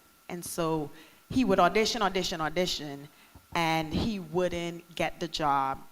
he would get rejected. And I'm like, well, son, it's because you are doing more showing than just being present and being you. I said, yes, they gave you a character, but you have to bring you. What's unique about McComb, right? That's what they want to see, and you put that into the character.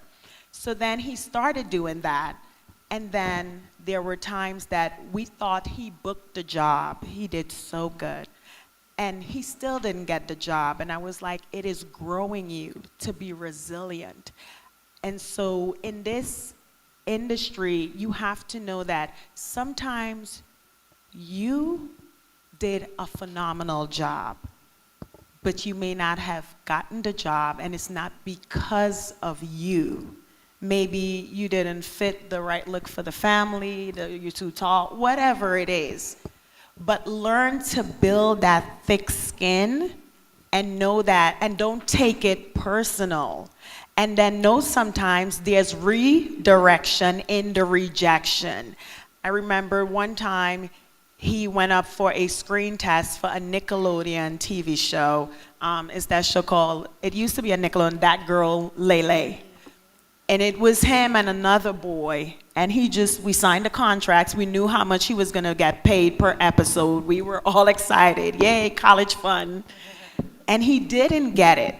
And he said, okay, Mom, so what did I do wrong this time? And I said, well, it wasn't for you because God has another job for you. And if you took that job, you wouldn't be able to get the next job.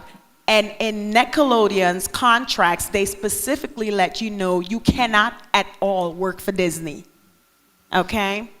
1 week later, he auditioned for a job for Disney. It was a film shooting in Greece called Rise, where he played the younger version of the Greek freak, Giannis Antetokounmpo. And my son booked that job, okay? And I thank God that my words to my son didn't fall on deaf ear. And the words that I spoke into him, God made come true. To understand that you continue to prepare, you show up, you do your best. And it's okay sometimes if we get rejected, but keep working at it. Build that tough skin because people are watching you, and what is for you will always be for you, and can nobody take it away. I couldn't agree more. I think it's the importance of perseverance and resilience.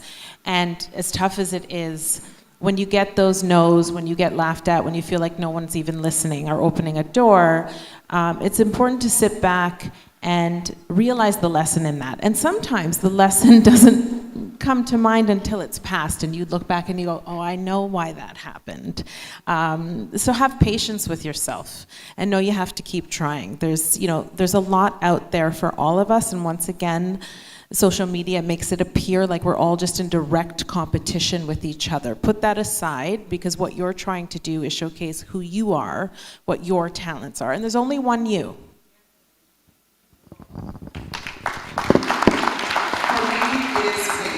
Faith is foundational for me, and especially in this creative industry. Media can shape, media shapes messaging.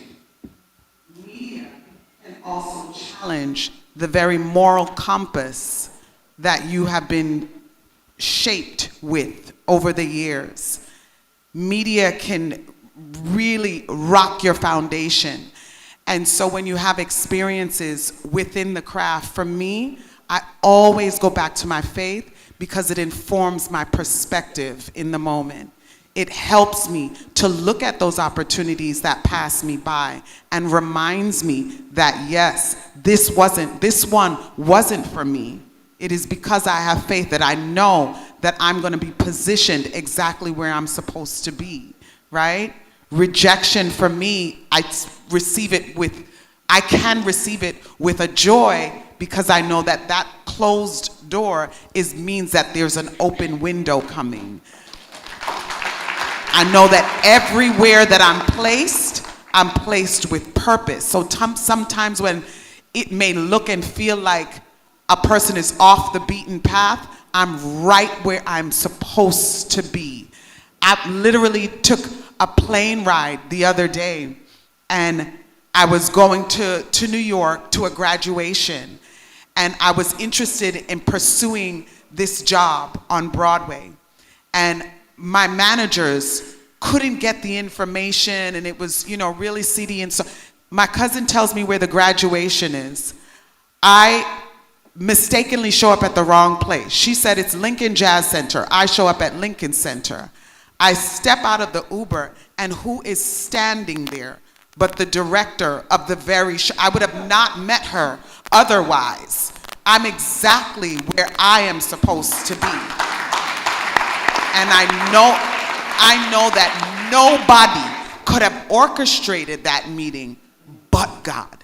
And so my faith is foundational because it really informs my perspective in this industry. And if I may add, I think try to take away the stress of your imagination. And here's what I mean by that. A lot of the times we as people say, I'm supposed to do this at this time, so and so. Like, I'm supposed to be here. Who told you that? Like, you literally made that up, and then you put pressure in your mind that you didn't get what you wanted at the moment, and you literally made it up. Like, I know that sounds crazy, but that's a lot of the ways that we put so much tension and issues for ourselves. You just let go and let God. Do what you gotta do, work on your own, and everything will come in its time. Because otherwise than that, as I said, I'm gonna say it again, you made up the situation in your mind.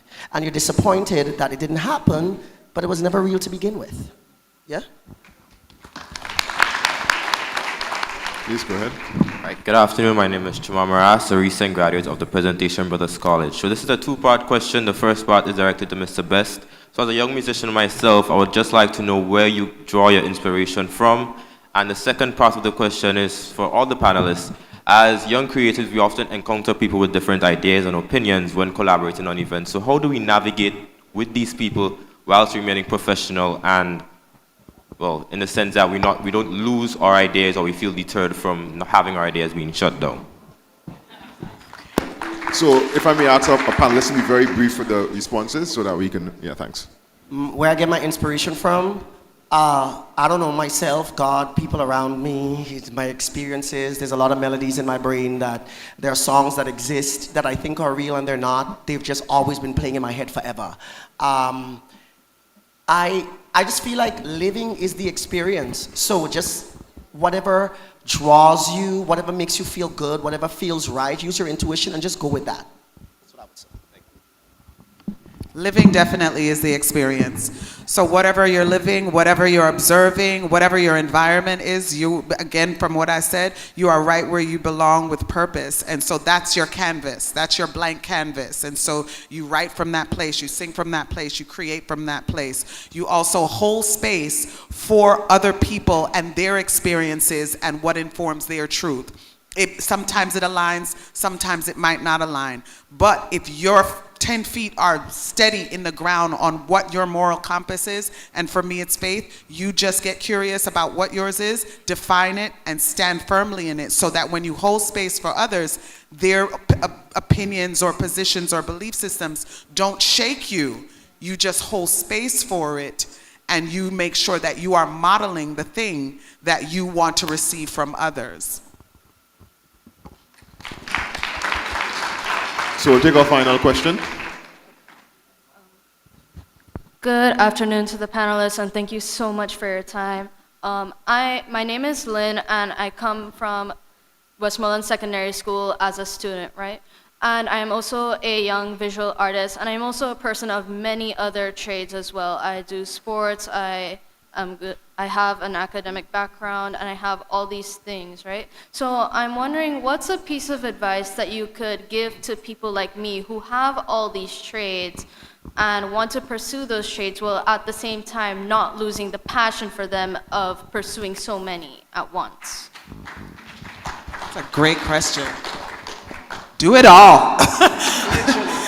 Do it all, because honestly, like at one given time or the other, one will be in the driver's seat. You know what I mean? But don't let any of them out of the car. Let them all be in there, because you never, this, like someone talked about the industry, she talked about the diversity of things, you know what I mean? Diversity is necessary, and diversity happens to be your superpower. As you named all the things that, you know, you're good at and exposed to and experiencing, I'm like, great, awesome. You know, I have one thing that I can do, you know? I wish I had some of that. So my advice to you is continue, you're young, continue to explore it all until it tells you that you are done. Okay, thank you so much. Yes, and I would just add, I know we're trying to wrap up quickly. Also, I mean, even if you see now, you see athletes, they're doing commercials, they're having their own production companies, they're telling stories. So, I mean, it's endless, you know, so just continue to hone your craft on all of them. And then there's gonna be one that really stand out above it, and use that as your driving vehicle, and then let it complement everything else that you're great at as well. And although it might not seem obvious to you now, all of your talents and crafts might actually be helping each other, right? And you just don't realize how right now. And also the fact that you can do all these things is not only wonderful, but very unique to you. So why would you give up any of them? I'm not saying you never will. You might reach a point in life where you think, this isn't for me anymore. I've done all I can do here. And that's fine too. Knowing when to let go is also very important. But if you love them all, then enjoy that love while it's here. I'll be brief. Yes, I echo everyone else. Like, do everything. Do it all. One of the things that was important for me, like I diversify myself in music. So yes, I'm touring, I'm traveling, I'm singing this, I'm doing that, but I'm also teaching. And what does teaching do? Teaching reinforces. Every day I'm technically practicing because I am teaching in the field that I perform in. So your talents will always melt into each other. Don't ever really think, I'm only going to be this thing. You could be a doctor now, and then later in your life, you could be a farmer, and then later you can, your life is a story. You can make it whatever you want it to be. So I don't think it's a good thing to ever just label yourself as one thing, because we are very diverse people with all sorts of different feelings. So do it all. Go for it. And just finally, just to say, don't allow others to influence your direction. Take your direction for yourself, and allow yourself to find where it's going to take you. You know, play around with all of it. And I would add, don't allow popularity to decide your direction either, because sometimes we all want to jump on the bandwagon that is popular, but being unique and doing something different is wonderful. And in the end, that can be the thing that makes you stand out. All right, so we have broken all the rules. But let me, please join me in giving our panelists a round of applause. This conversation here reminds me of Unleash, when we first launched our creative industry program, the breadth of insights and guidance that persons like Simon, Frederick, Kwame Kiama gave us in terms of steering the creative industry. So we know we have a rich pool of persons in the diaspora who can help us as a government, but also help our creative community. Today reminds us that passion may be the spark, but it's the decisions we make, the relationships we build, the skills we develop, and the opportunities we create that ultimately turns passion into career. So please nurture that passion and do the things you need to do if you plan to pursue a career in creative industries to really build that career. Thank you. And I want to say special thanks to our advisor and, of course, Ambassador Orlando Romain for your stellar leadership in the Grenada Office of the Creative Affairs. Let's give him a round of applause. Today I'm extremely pleased to be a part of the Diaspora Homecoming, and of course this phenomenal panel discussion. You guys are amazing. You guys sat through a 2-hour panel discussion. Nobody asked for food. That's amazing. So since you're not hungry, maybe we could go straight into the next one. All right, so I'm going to give you a 45-minute break. As a matter of fact, less than 45 minutes. I want you back here at 2 o'clock because this next session, this last session is for you. Don't go yet. This last session is for you. We want you to tell us what we want to hear. So we'll have a final discussion around the table. But before you leave, I want to ask the panelists just to stick around for a minute. And just as we wrap up, I want to echo the sentiments of one of our panelists. We are part of the seed that will bring great harvest. I want you to take that home with you. Remember that. And to all our creatives, be present in the moment. Serve with integrity. Take up space in this world. Trust yourself. Collaborate. Honor your talent and skills and grow it. Surround yourself with people who will push you to where you need to be. And what you do with your legacy, what do you want to do with your legacy? Remember that. So that's the end of our panel discussion. Ladies and gentlemen, enjoy your lunch, and we'll see you back here for the final session.